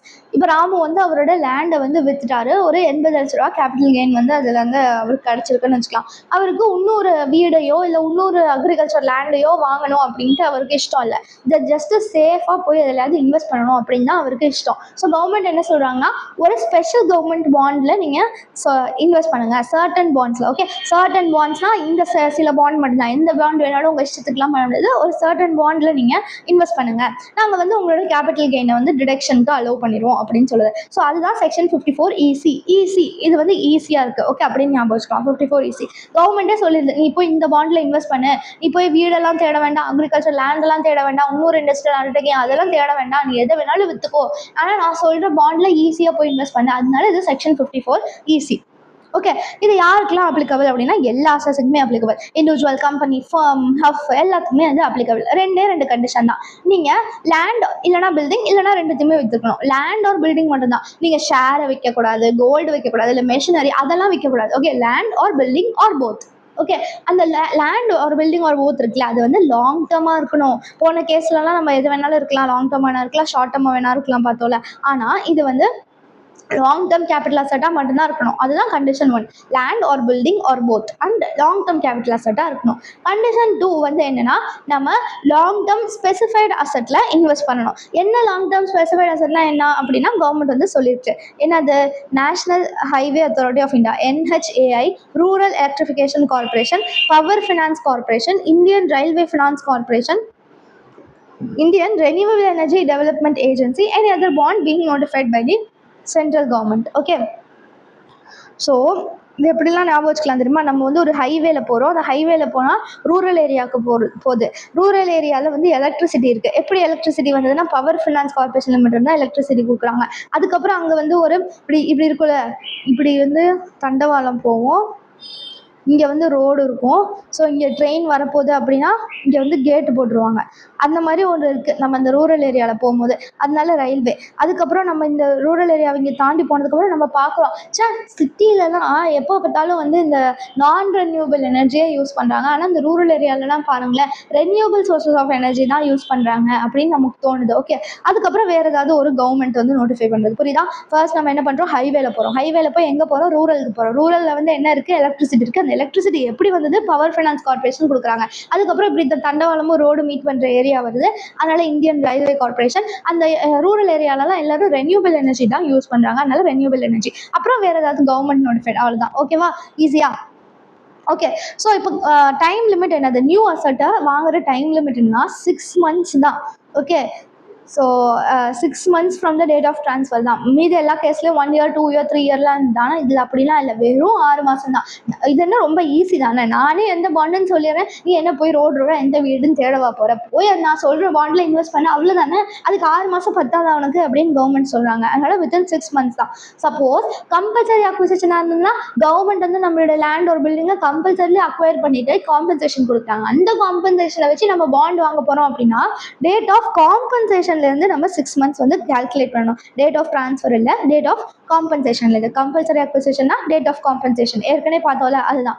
Suppose ஸ்டாக்கை வந்து நம்ம கேபிட்டல் அசட்டாக கன்வெர்ட் பண்ணிட்டோம், ஸ்டாக்கை கேபிட்டல் அசட்டாக கன்வெர்ட் பண்ணிட்டோம் அப்படின்னா, அந்த ஸ்டாக்கை நம்ம எப்போ விற்றோமோ 6 months வந்து ஆக்சுவல் சேல் ஆஃப் ஸ்டாக்லேருந்து அதை கால்குலேட் பண்ணோம். Okay, in case of conversion of capital அசட்டை ஸ்டாக்காக மாற்றிட்டோம் அப்படின்னா, ஓகே, கேபிட்டல் அசட்டை ஸ்டாக்காக மாற்றிட்டோம் அப்படின்னா, the time limit of 6 months for making investment in specified assets should be taken from the date of actual sale of stock and trade and not from the date when capital assets converted into stock. So capital asset நம்ம கன்வெர்ட்டாக convert பண்ணி ஸ்டாக்காக மாற்றிட்டோம். Capital அசட்டை ஸ்டாக்காக மாற்றிட்டோம் அப்படின்னா 6 months வந்து எப்போலேருந்து எடுக்கணும்னா அந்த ஸ்டாக்கை நம்ம எப்போ விற்கிறோமோ அப்போலேருந்து எடுக்கணும். டேட் ஆஃப் கன்வர்ஷனை எடுக்கக்கூடாது. ஓகே, ஸோ மினிமம் இதே தான். இன்வெஸ்ட்மெண்ட் இந்த நியூ அசட் ஒரு கேபிட்டல் கெயின் எப்போதும் போல் அதே லிமிட் தான்.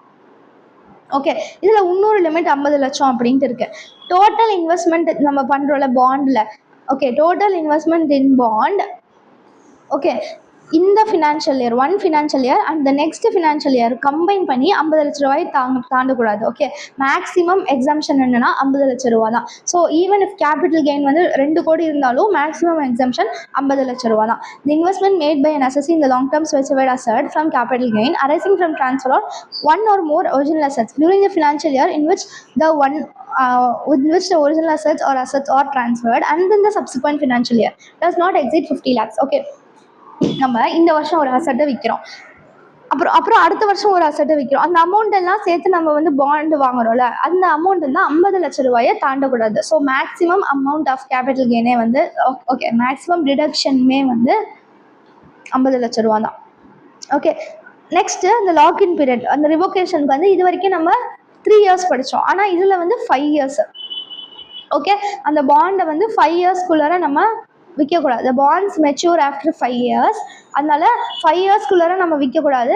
அண்ட் நம்ம வந்து லோனும் வந்து இந்த பாண்டுக்காக லோனும் வந்து 5 yearsக்குள்ளார நம்ம எடுக்கக்கூடாது. நம்ம இதில் ஏதாவது ஒன்று பண்ணோம்னா நம்ம எக்ஸம்ஷன் ரிவோக் ஆயிடும். அண்ட் அது வந்து லாங் டேர்ம் கேபிட்டல் கெயினாக நம்ம ட்ரீட் பண்ணிடுவோம். Okay, earlier benefit shall be revoked if such bond is transferred or converted into money within 5 years of its acquisition or a loan is taken on security of the new asset within the same period. Okay, அந்த பாண்டை நம்ம மணியாக convert பண்ணிட்டோம், இல்லைனா அந்த பாண்டை transfer பண்ணிட்டோம், இல்லைனா அதை வச்சு லோன் வந்து நம்ம வாங்கிட்டோம், அதை செக்யூரிட்டியை வச்சு லோன் வாங்கிட்டோம் அப்படின்னா அப்படி தான் பண்ணோம் அப்படின்னா நமக்கு அந்த ரிவோகேஷன் ஆயிரும். அந்த எக்ஸம்ஷன் வந்து ரிவோகேஷன் ஆயிரும். In case where an assessee takes any loan or advance on the security of such specified assets, he shall be deemed to have converted such specified asset into money on the date on which such loan or advance is taken. நீங்கள் இந்த பாண்டை வந்து செக்யூரிட்டியாக வச்சு ஒரு loan எடுக்கிறீங்க அப்படின்னா நீங்கள் இந்த பாண்டை மணியாக கன்வெர்ட் பண்ணிட்டீங்க அப்படின்னு நாங்கள் அஸ்யூம் பண்ணிக்கோம் அப்படின்னு சொல்கிறாங்க. ஸோ ரிவோக்கட் இன்கம் என்ன பண்ணுவோம், லாங் டேர்ம் கேபிட்டல் கெயின் அப்படின்னு ட்ரீட் பண்ணிப்போம். இதுக்கு ஸ்கீம் ஆஃப் டெபாசிட்லாம் அப்ளிகபிள் கிடையாது. ஸோ நம்ம இது வரைக்கும் பார்த்ததுல நமக்கு வீடு போய் தேடுறதுக்கு லேட் ஆச்சுன்னா ஒன்றும் பிரச்சனை இல்லை, நேஷனலைஸ்டு பேங்க்கில் போய் டெபாசிட் பண்ணிக்கலாம் அப்படின்னு பார்த்தோம். இந்த பாண்டுனா நம்ம தேடவே வேணாம், கவர்மெண்ட்டே இந்த பாண்டு தான் அப்படின்னு சொல்லியிருக்கு, அதில் போய் இன்வெஸ்ட்மெண்ட் பண்ண தானே பண்ண போகிறோம், அதனால என்ன லேட் ஆக போகுது, அதனால இதுக்கு இந்த ஸ்கீம் ஆஃப் டெபாசிட் வந்து நாட் அப்ளிகபிள். சரியா? நெக்ஸ்ட் வந்து benefit under section 54 EC on depreciable asset. இது வந்து ஒரு case law. CIT, Commissioner of Income Tax versus Dempo Company Limited 2016. It was decided that benefit under section 54 EC shall be available on depreciable asset held by the assessee for more than specified month. Depreciable assets may available now. The investment made for availing benefit under section 80C shall not be further eligible for deduction under section 54 EC. So chapter 6A deductionல நம்ம deduction எடுத்துக்கலாம். ஒரு அசெட்ல invest பண்ணா அப்படின்னா நீங்க இன்னொரு தடவை வந்து capital கெயின்லயும் deduction எடுக்கக்கூடாது, ஏதாவது ஒன்றுல மட்டும் தான் டிடக்ஷன் எடுக்கலாம். ஓகே, செக்ஷன் 54 EC வந்து புரிஞ்சுதா? செக்ஷன் 54 EC தான் என்னது, பாண்டு. ஓகே, எப்போக்குள்ளார 6 monthsக்குள்ளார நம்ம டேட் ஆஃப் ட்ரான்ஸ்ஃபர்லேருந்து 6 monthsக்குள்ளார பாண்டு வாங்கணும். அண்ட் லாக்இன் பீரியட் வந்து என்னது, 5 years. மேக்ஸிமம் அமௌண்ட் எவ்வளோ எடுத்துக்கலாம்னா 50 லட்ச ரூபா தான் நம்ம எடுத்துக்கலாம். புரியுதா? அவ்வளோதான் section 54 EC. Next section 54F. 54F அப்படின்னா எதை வேணாலும் விற்றுக்கலாம், ஆனால் ஹவுஸ் வாங்கணும். Okay, reduction from capital gain on transfer of capital assets other than residential house property.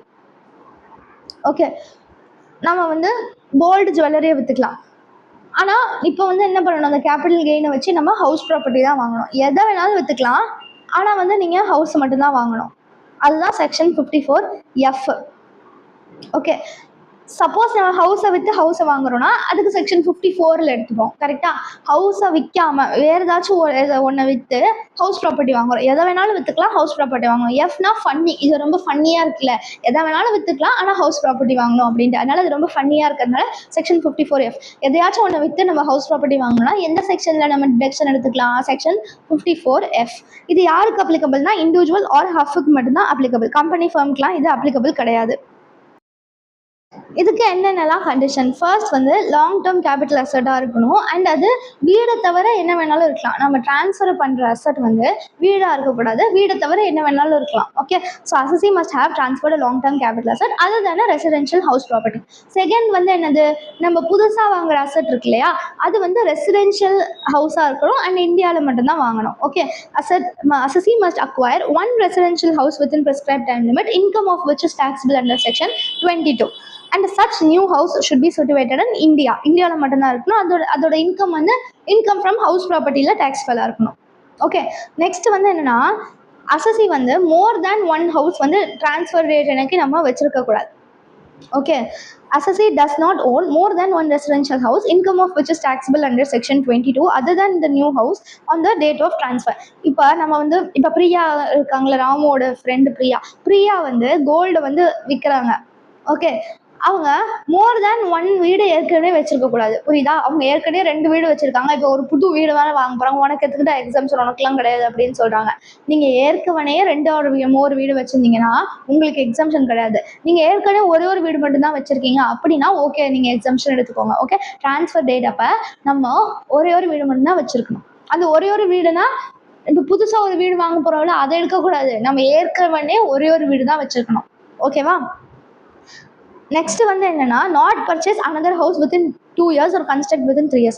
Assessee does not purchase within 2 years or construct within 3 years of the transfer of the original asset any other residential house. நீங்கள் இன்னொரு வீடு வாங்கக்கூடாது, அவ்வளோதான். Okay, நம்ம எப்போக்குள்ளார வாங்கக்கூடாது அப்படின்னா, நீங்கள் வாங்குறீங்க புதுசாக அசட்டை ஒரு வீடை வாங்குறீங்க அப்படின்னா அதை வாங்கி 2 yearsல இன்னொரு வீடு வாங்கக்கூடாது. 2 yearsக்குள்ளார இன்னொரு வீடு வாங்கக்கூடாது. இல்லை நீங்கள் புதுசாக வீடு கட்டுறீங்க அப்படின்னா அதை கன்ஸ்ட்ரக்ட் பண்ணி 3 yearsக்குள்ளார இன்னொரு வீடை வாங்கக்கூடாது. அவ்வளோதான். புரியுதா? ஓகே, இன்னொரு வீடை வாங்கக்கூடாது. நீங்கள் எந்த வீடுக்கு எக்ஸம்ஷன் எடுக்க போகிறீங்களோ அந்த வீடு தவிர இன்னொரு வீடு வந்து வாங்கக்கூடாது. அவ்வளோதான் வந்து இந்த கண்டிஷன்ஸ். சரியா? இப்போ டைம் லிமிட் என்னது? டைம் லிமிட் வந்து செக்ஷன் 54ல் படித்தோம்ல, அதே தான். செக்ஷன் 54ல் 1 to 3 time limit. Okay, purchase பண்ணுறோன்னா 1 years before the date of transfer, 2 years after the date of transfer. Construct பண்ணுறோன்னா 3 years after the date of transfer. அவ்வளோதான். ஓகே, ஏற்கனவே படிச்சது தான். ஸ்கீம் ஆஃப் டெபாசிட் வந்து அதே மாதிரி ஏற்கனவே படித்தோம்ல, அதே மாதிரி லோவர். ஓகே, ஆனால் மேக்ஸிமம் டெபாசிட் வந்து என்னென்னா net consideration or ₹10 crores.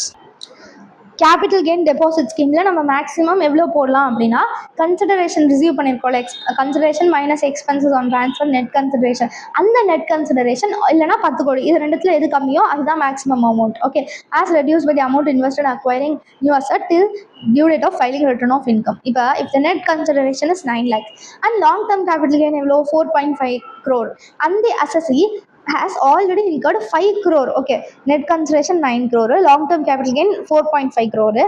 Assessee வந்து ஏற்கனவே 5 crore in construction of new residential house வந்து இன்கர் பண்ணிட்டாங்க அப்படின்னா எவ்வளோ அவங்க டெபாசிட் பண்ணலாம்? நெட் கன்சிடரேஷன் இருக்குல்ல, அந்த 9 கோடி இல்லைனா 10 கோடி, which ever is less.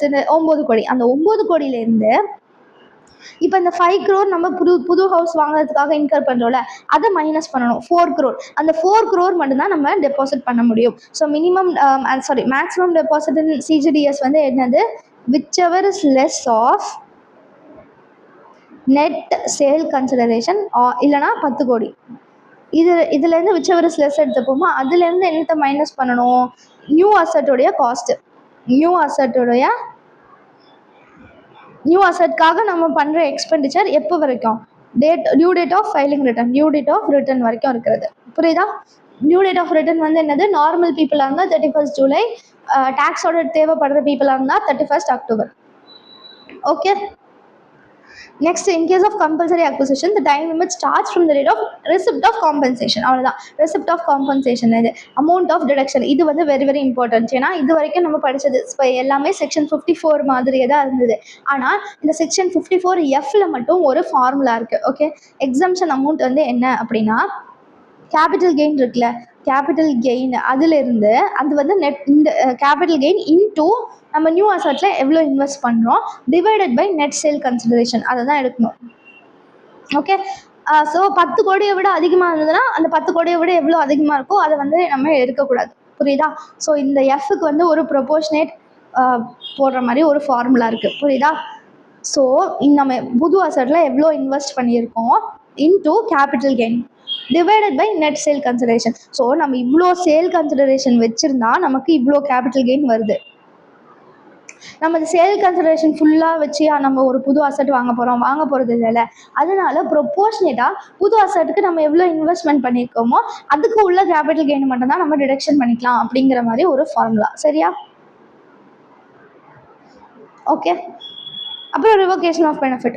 Revocation வந்து 3 சினாரியோ. நம்ம நியூ ஹவுஸை வந்து 3 இயர் ஓகே 3 இயர்க்குள்ளார விற்றுட்டோம். அந்த லாக் இன் பீரியட் வந்து 3 இயர்ஸாக, அந்த 3 இயர்ஸ்க்குள்ளார நம்ம விற்றுட்டோம் அப்படின்னா அந்த எக்ஸம்ஷன் வந்து ரிவோக் ஆயிரும். அண்ட் நம்ம எப்போ வந்து அந்த விற்றுட்டோமோ அந்த இயரில் அந்த லாங் டேர்ம் கேபிட்டல் கெயினாக கன்சிடர் பண்ணுவோம். இன்னொரு சினாரியோ என்னென்னா, நம்ம 2 இயர்ஸ்க்குள்ளார இந்த 3 இயர்ஸ்க்குள்ளார வந்து 300 வீடு வாங்கக்கூடாது அப்படின்னு பார்த்தோம்ல. வித்தின் 2 இயர்ஸ் ஒரு கன்ஸ்ட்ரக்ட் வித்தின் 3 இயர்ஸ் 300 வீடு அப்படின்ட்டு அந்த கண்டிஷனை நம்ம ஃபாலோ பண்ணாமல் போயிட்டோம் அப்படின்னா exemption revoked and long term capital கெயினாக டேக்ஸ் பண்ணிடுவோம். தேர்ட் வந்து என்னென்னா, அந்த சிஜிஏஎஸ்ல இருக்கிற மணியை நம்ம யூஸ் பண்ணல அப்படின்னா அந்த ப்ரொபோர்ஷனேட் ரிவோகேஷன் வந்து ரிவர்ஸ் பண்ணிடுவோம். Okay. If the newly acquired residential house is transferred within 3 years. Lock in period இதுக்கு 3 இயர்ஸ் தான். பாண்டுக்கு மட்டும்தான் 5 இயர்ஸ். இதுக்கு 3 இயர்ஸ் தான். 3 இயர்ஸ்க்குள்ளார நம்ம நியூ அக்வயர்டு ரெசிடென்ஷியல் ஹவுஸை ட்ரான்ஸ்ஃபர் பண்ணிட்டோம் அப்படின்னா அந்த ஏர்லியர் இருக்கிற டிடக்ஷன் வந்து ரிவோக் ஆயிரும். இன்னொன்று வந்து என்னது, 300 வீடை வந்து 2 இயர்ஸ் இல்லைனா 3 இயர்ஸ்க்குள்ளார வாங்கிட்டோம் அப்படின்னா அந்த பெனிஃபிட் வந்து ரிவோக் ஆயிரும். Okay. If the amount held in capital gain deposit account scheme unutilised அப்படின்னா பெனிஃபிட் அவைலபிள் வந்து ரிவோக் ஆயிரும். Treatment of revoked income. இப்போ ரிவோக்டு இன்கம்மை என்ன பண்ணணும்? Such revoked income shall be taxable as long-term capital gain in the year of revocation of condition. இந்த இயரில் எந்த இயரில் நம்ம ரிவோக் பண்ணுறோமோ அந்த இயரில் இது லாங் டேர்ம் கேபிட்டல் கெயினாக நம்ம கன்சிடர் பண்ணுவோம். ஆனால் கேஸ் 3 இந்த கேபிட்டல் கெயின்ஸ் அக்கௌண்ட் ஸ்கீம் அதில் இருக்கிற அமௌண்ட்டு நம்ம அன்யூட்டிலைஸ்டாக வச்சுருந்தோம்னா ப்ரொப்போர்ஷனேட் அமௌண்ட் மட்டும்தான் நம்ம இது பண்ணணும். Long term capital gain treat பண்ணணும். Unutilised amount for which benefit under section 54 is availed into original capital gain divided by net sale consideration. அதே மாதிரி ஃபார்முலா தான். ஓகே. எக்ஸஸ் ஆஃப் 10 crore இருந்தால் நம்ம கன்சிடர் பண்ண மாட்டோம். அது வந்து லாங் டேர்ம் கேபிட்டல் கெயின் நம்ம டாக்ஸபிள் பண்ணிடுவோம். அவ்வளோதான். புரியுதா? இது வந்து போன இதோடது இங்கே தெரியாமல் இங்கே வந்துருச்சு. ஓகே. இப்போ புரிஞ்சிருச்சா? Section 54 ஈஸியும் section 54 எஃப்பும். ஓகேவா? இப்போ illustration 113 பாருங்க. Sonu has jewelry acquired on 17/7/2011 for 5 lakh. On 18/8/2014, Sonu incurred improvement expenditure. Okay, improvement expenditure, cost of improvement on such jewelry by adding diamond to it வந்து 3 lakh. On 18/8/25, he transferred such jewelry to his friend Monu for 40 lakhs. Okay, Sonu has a self-occupied house property in Lucknow. However, on 17/3/2026, he purchased another residential house property for 30 lakh for the purpose of letting out. நம்ம என்ன பார்த்தோம், ஏற்கனவே அவங்க வந்து 2 வீடு வச்சிருக்க கூடாது. ஏற்கனவே அவங்க ஒரு வீடு வச்சிருந்தா மட்டும் தான் நமக்கு இந்த எக்ஸம்ஷன் அப்ளிகபிள், இந்த டிடக்ஷன் அப்ளிகபிள்னு பார்த்தோம். இப்போ அவங்க ஏற்கனவே ஒரு செல்ஃப் ஆக்குபைட் ஹவுஸ் ப்ராப்பர்ட்டி வச்சிருக்காங்க. இப்போ ஃபர்தராக 300 வீடு வேற வாங்கியிருக்காங்க. Okay. As on 5/8/2026, his friend offered him a house worth 25 lakhs. இப்போ கிஃப்டாக ஒரு வீடு வேற வருது. Value for stamp duty purpose is only 14 lakhs for rupees 15 lakhs. Okay. 25 rupees மதிப்பிலான வீடை அவர் ஃப்ரெண்டு வந்து 15 லட்சம் ரூபாய்க்கு கொடுத்துருக்காங்க. ஆனால் ஸ்டாம்ப் டியூட்டி வேல்யூ வந்து என்னது 14 lakhs தான். And Sonu purchase the same on 7/4/2027. அடுத்த இயர் வந்துருச்சு. Sonu sold the new house acquired from his friend for 19 lakhs. Value determined for the purpose of stamp duty purposes 20 lakh and market value on the date of transfer 26 lakh. Compute capital gain in hands of Sonu for several years. Okay, so first வந்து 26/27 போடலாம். Computation of capital gain. Okay, capital gain of Sonu for assessment year 2026-27, previous year 25-26. particulars amount அப்படின்ட்டு எழுதிக்கோங்க. Okay. particulars amount. இப்போது 25-26 இயரில் 1/4/2025 31st March 2026 வரைக்கும் அவங்க என்ன விற்கிறாங்க? Jewellery விற்கிறாங்களா? he transferred such jewelry 18/8/2025 அந்த ஜுவல்லரியை விற்கிறாங்க. ஓகே. அப்புறமா வேறு எதை விற்கிறாங்க? அதுக்கப்புறம் நியூ ஹவுஸை தான் வந்து விற்கிறாங்க. அது வந்து எப்போ 2027. ஸோ 25-26 இயரில் இந்த ஜுவல்லரியை மட்டும்தான் விற்கிறாங்க 40 lakhsக்கு. அதனால sale consideration 40 lakhs. Okay, expenses on transfer இல்லை, எப்போதும் போல் நம்ம ஃபார்மேட்டுக்காக போடுவோம். Less expenses on transfer. Expenses on transfer வந்து எதுவும் கிடையாது. இப்போ என்ன கிடைக்கும்? நெட் சேல் கன்சிடரேஷன் கிடைக்கும். அந்த சேல் கன்சிடரேஷன் எழுதுனது அழகாகவே இல்லை, அதனால நான் இப்போது காப்பி பேஸ்ட் பண்ணாமல் புதுசாக எழுதுறேன். எவ்வளோக்கு விற்கிறாங்க ஜுவல்லரியை? 40 லட்ச ரூபாய்க்கு விற்கிறாங்க. So 40 lakhs. Expenses on transfer ஒன்றுமே கிடையாது. Net sale consideration 40 lakh. கரெக்டாக? இப்போ காஸ்ட் ஆஃப் அக்வசிஷனை நம்ம லெஸ் பண்ணணும். Less cost of acquisition.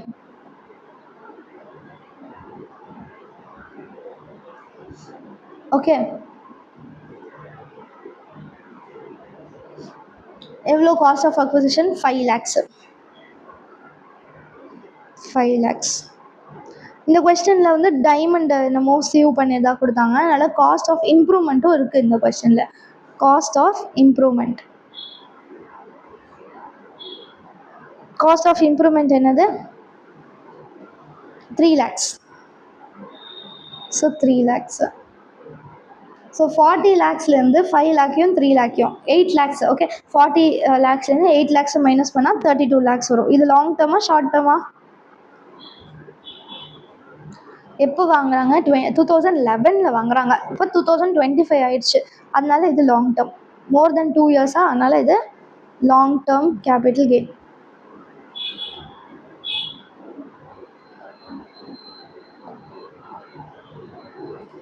Okay, இப்போ நெக்ஸ்ட் என்ன கொடுத்துருக்காங்க?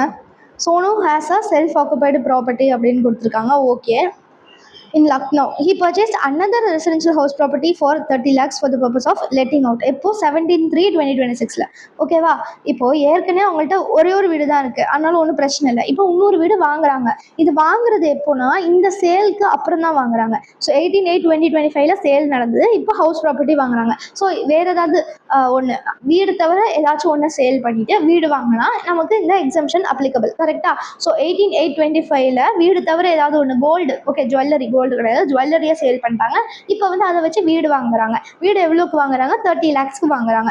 அப்போனா இந்த ரிடக்ஷன் அப்ளிகபிள் தான், ஒன்றும் பிரச்சனை இல்லை. ஓகே, 5/8/26 வந்து அடுத்த வருஷம், அது அப்புறமா பார்த்துக்கலாம். இப்போ இந்த செக்ஷன் 54D அப்ளிகபிளா அப்படின்னா அப்ளிகபிள் தான். புரியுதா? ஏற்கனவே இப்போ நம்ம வாங்க போகிற வீடு இல்லாமல் ஏற்கனவே நம்ம ஒரே ஒரு வீடு தான் வச்சுருக்கணும். இருக்குது, ஒரே ஒரு வீடு தான் இருக்குது, அதனால் ஒன்றும் பிரச்சனை இல்லை. இப்போ வந்து இது என்ன? செக்ஷன் 54F-ஆ? கரெக்டா? செக்ஷன் 54F தானே இது. வேறு ஏதாவது விற்றுட்டு வீடு வாங்கினா. Okay, section 54F. கரெக்டா? வேறு ஏதாவது ஒன்று விற்றுட்டு நம்ம வீடு வாங்குகிறோம். ஏற்கனவே ஒரே ஒரு ஹவுஸ் தான் இருக்குது. இப்போ நம்ம அந்த டிடக்ஷனுக்காக புது வீடு வாங்குகிறோம். எவ்வளோக்கு வாங்குகிறோம்? 30 lakhsக்கு வாங்குகிறோம். 30 lakhs டிடக்ட் பண்ணுவோமா? இல்லை, ப்ரொபோர்ஷனேட்டாக எடுக்கணும். 30 lakhs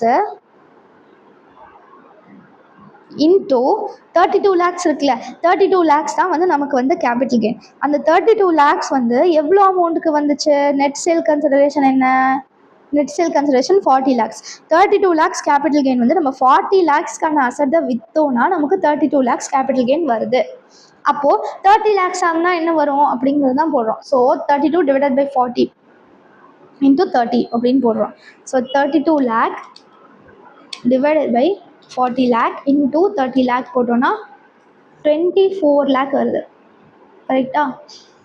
ஸோ 24 lakh தான் வந்து டிடக்ஷன். 8 rupees வருமா? இப்போது 8 lakh வருமா? ஸோ 8 lakhs தான் என்னது? taxable long term capital gain. இந்த லைன் கோட் நல்லா இருக்குது. ஓகே, 8 lakhs தான் taxable long term capital gain. Okay, ஈஸியாக போட்டுடலாமா?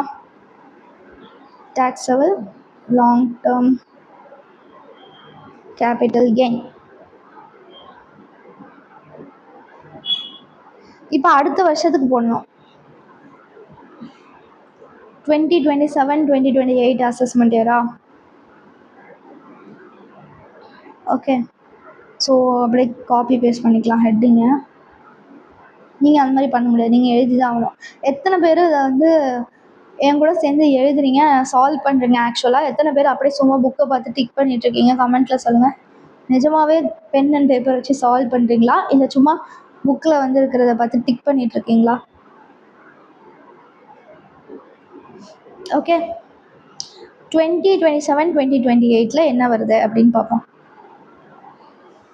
As on 5/8/2026, his friend offered him a house worth 25 lakhs. Okay, அவரோட ஃப்ரெண்டு வந்து 25 lakhs ஹவுஸ் இவருக்கு கொடுக்குறாரு. வேல்யூ ஆஃப் ஸ்டாம்ப் டியூட்டி வந்து 14 lakhs தான். 15 lakhsக்கு இவருக்கு ஆஃபர் பண்ணுறாரு, அதெல்லாம் கொடுத்துருக்காங்க. அண்ட் சோனு வந்து இதை வாங்கிட்டார். ஓகே, 7/4/2027 வந்து அடுத்த இயருக்கு போயிடும். 26-27 ப்ரீவியஸ் இயர்னால் நம்ம இது மட்டும்தான் 26-27 ப்ரீவியஸ் இயர் 26-27 இது மட்டும்தான் வரும். அந்த கண்டிஷன் வந்து என்னது, அந்த 2 years 3 years அதுக்குள்ளே நம்ம வந்து இன்னொரு வீடை வாங்கக்கூடாது அப்படின்னு ஒரு கண்டிஷன் பார்த்தோம்ல. இவங்க இன்னொரு வீடை வாங்கிட்டாங்களே, கரெக்டா? இன்னொரு வீடை வந்து அந்த வாங்கிட்டோம் அப்படின்னா அந்த செக்ஷன் 54 நம்ம எடுத்த டிடக்ஷன் வந்து ரிவோக் ஆயிரும். அண்ட் இது வந்து taxable as long term capital gain ஆயிரும். கரெக்டா? படித்தோம்ல, இங்கே பாருங்க. Associate does not purchase within 2 years. நம்ம வந்து வீடு வாங்கியிருக்கோமா, கன்ஸ்ட்ரக்ட் பண்ணோமா, வாங்கியிருக்கோம். அதனால 2 yearsக்குள்ளே இன்னொரு வீடை வந்து நம்ம வாங்கக்கூடாது. சப்போஸ் அப்படி வாங்கிட்டோம்னா இங்கே இருக்கலாம், இங்கே இருக்கு பாருங்க. இப்போ அனதர் ரெசிடென்ஷியல் ஹவுஸ் பர்ச்சேஸ்ட் அப்படின்னா அந்த original asset after the date of transfer of original asset அந்த மாதிரி பண்ணிட்டோம் அப்படின்னா ஏற்கனவே நம்ம டிட்டர்மைன் பண்ணுற டிடக்ஷன் வந்து இப்போது ரிவர்ஸ் ஆயிரும். Okay, taxable as long term capital gain இந்த இயர் ஆஃப் ரிவோகேஷன். அதனால நம்ம ஏற்கனவே டிடக்ஷன் வந்து இப்போ எடுத்தோம்ல இந்த ப்ரொபோர்ஷனேட்டாக போட்டு, அந்த டிடக்ஷன் வந்து கேபிட்டல் கெயினாக டாக்ஸபிள் ஆயிரும். Since another house property is purchased within 2 years,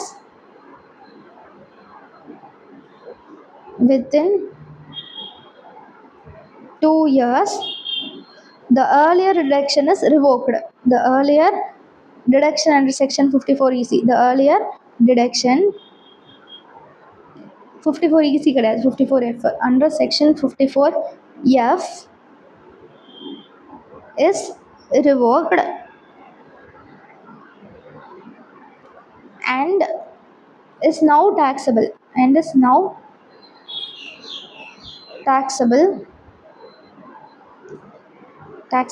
as long term capital gain.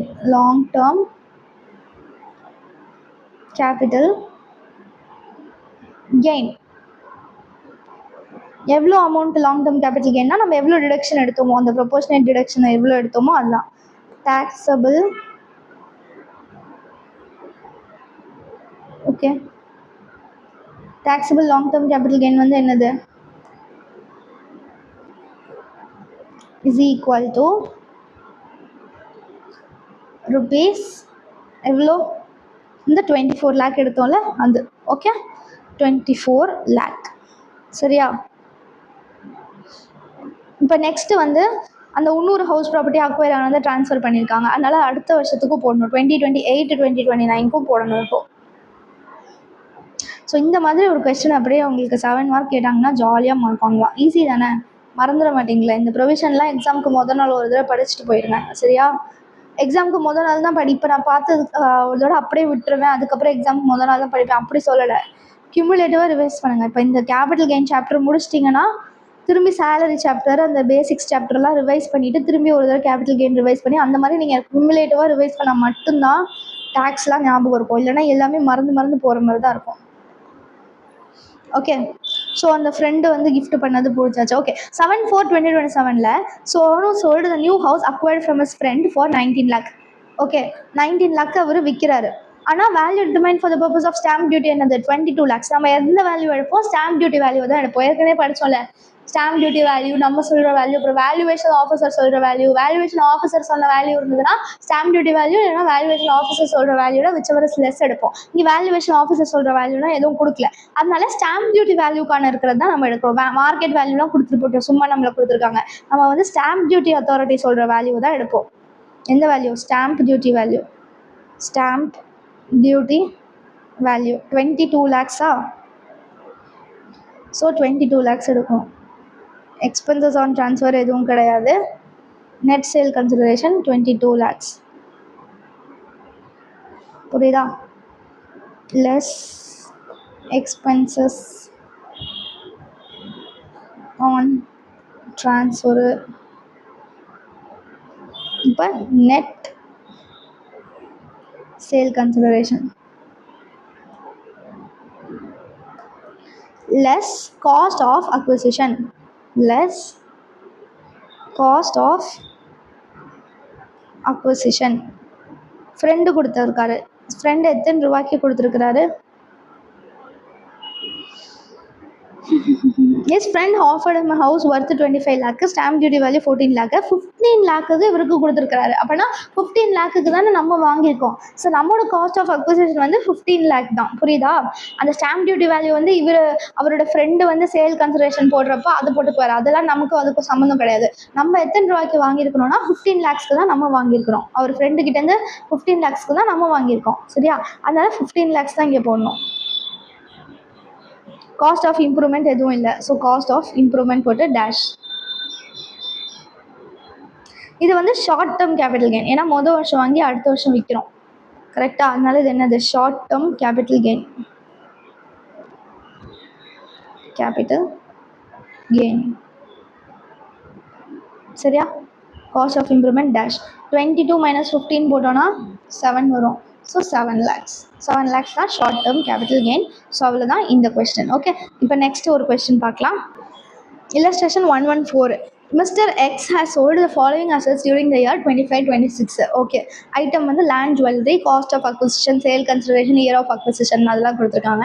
On 31/3/2026 he has purchased a residential house for rupees 70 lakhs for self occupation as he had no other house till date. Okay, நம்ம வந்து என்ன பார்த்தோம்? Minimum ஒரு house தான் வச்சிருக்கலாம். கரெக்டாக? அவங்கள்ட்ட வேறு ஹவுஸே இல்லை. இப்போ தான் முதல்ல வீடு வாங்கினாங்க. ஓகே, ஒன்றும் பிரச்சனை இல்லை. நீங்கள் 2 or more ஹவுஸ் வச்சுருந்தானா இந்த டிடக்ஷன் நாட் அப்ளிகபிள். உங்கள்கிட்ட வீடே இல்லைன்னாலும் ஒன்றும் பிரச்சனை இல்லை, இந்த டிடக்ஷன் அப்ளிகபிள் தான்.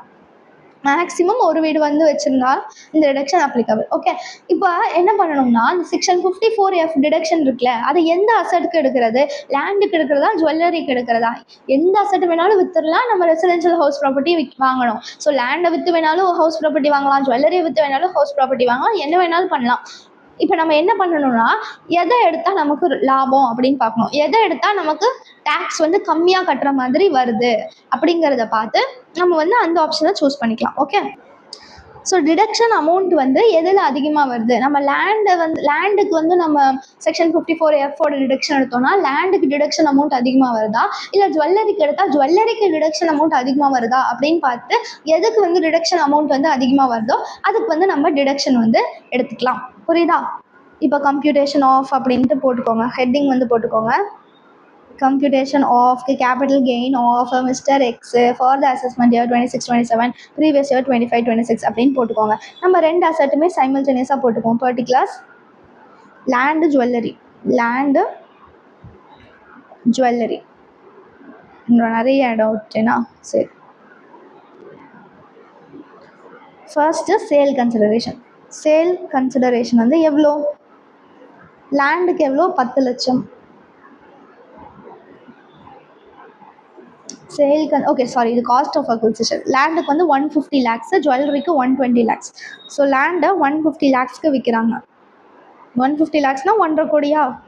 ஜுவல்லரியா 120 lakhsக்கு விற்கிறாங்க. எக்ஸ்பென்சஸ் ஆன் ட்ரான்ஸ்ஃபர் எதுவும் இல்லை, நம்ம ஃபார்மெட்டாக போட்டுக்கலாம். அப்படியே ப்ரீவியஸ்லேருந்து காப்பி பண்ணிக்கிறேன்.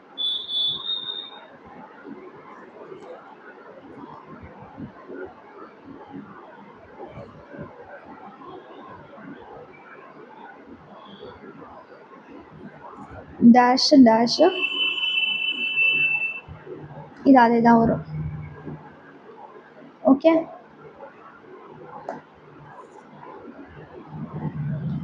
less cost of acquisition. Cost of acquisition கொஸ்டினில் எவ்வளோ கொடுத்துருக்காங்க? லேண்டுக்கு 10 லட்ச ரூபா, ஜுவல்லரிக்கு 30 லட்ச ரூபா. So 10 lakhs,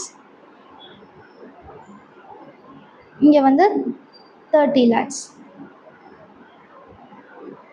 cost of improvement எதுவுமே கிடையாது. காஸ்ட் ஆஃப் இம்ப்ரூவ்மெண்ட் எதுவுமே கிடையாது.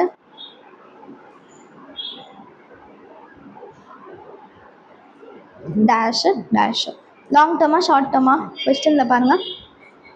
22-23 அப்போ மோர் தேன் 2 இயர்ஸ் ஆயிடுச்சு. 2008-9 மோர் தேன் 2 இயர்ஸ் ஆயிடுச்சு. அந்த ரெண்டுமே வந்து லாங் டேர்ம் தான். Long term capital gain 150 lakhsலேருந்து 10 lakhs போச்சுன்னா 140 lakhs வரும். 120லேருந்து 30 போச்சுன்னா 90 lakhs வரும்.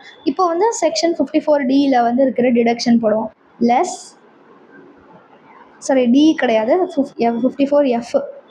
எதையாவது ஒன்று விற்று நம்ம இது வாங்குகிறோம், ஏதாவது ஒன்று விற்று ஹவுஸ் வாங்குறோம்னா ரொம்ப ஃபன்னியாக இருக்கிறதுனால செக்ஷன் 54F போட்டோன்னா நமக்கு என்ன கிடைக்கும்? Taxable long term capital gain கிடைக்கும். இதை வந்து ஒர்க்கிங் நோட்டில் போட்டுக்கலாம். எந்த அசட்டில் நம்ம வந்து டிடக்ஷன் எடுத்தோம்னா நமக்கு அதிக டிடக்ஷன் அமௌண்ட் வருது அப்படின்னு பார்க்கலாம். ஸோ நம்ம அதிகமாக டிடக்ஷன் எடுத்துட்டோம்னா கம்மியாக டேக்ஸ் கட்டினா போதும்ல, புரியுதா? அதனால எதுக்கு வந்து அதிகமாக வருது அப்படின்னு நம்ம பார்த்துட்டு தான் எடுக்கணும். ஓகே, இப்போ ஒர்க்கிங் நோட்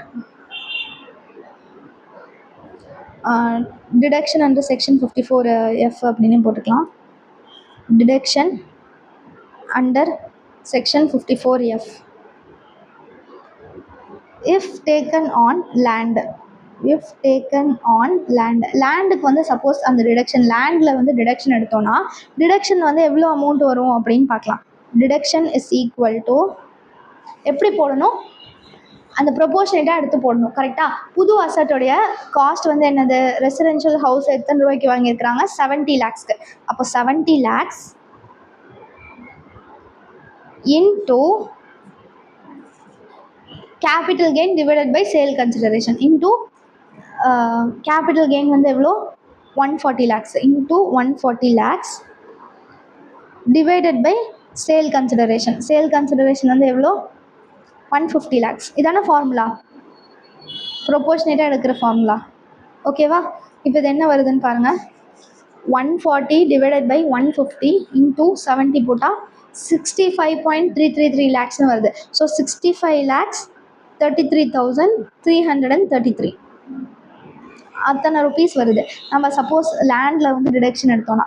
இப்போ ஜுவல்லரியில் எடுத்தோன்னா எப்படி இருக்கும்? If taken on jewellery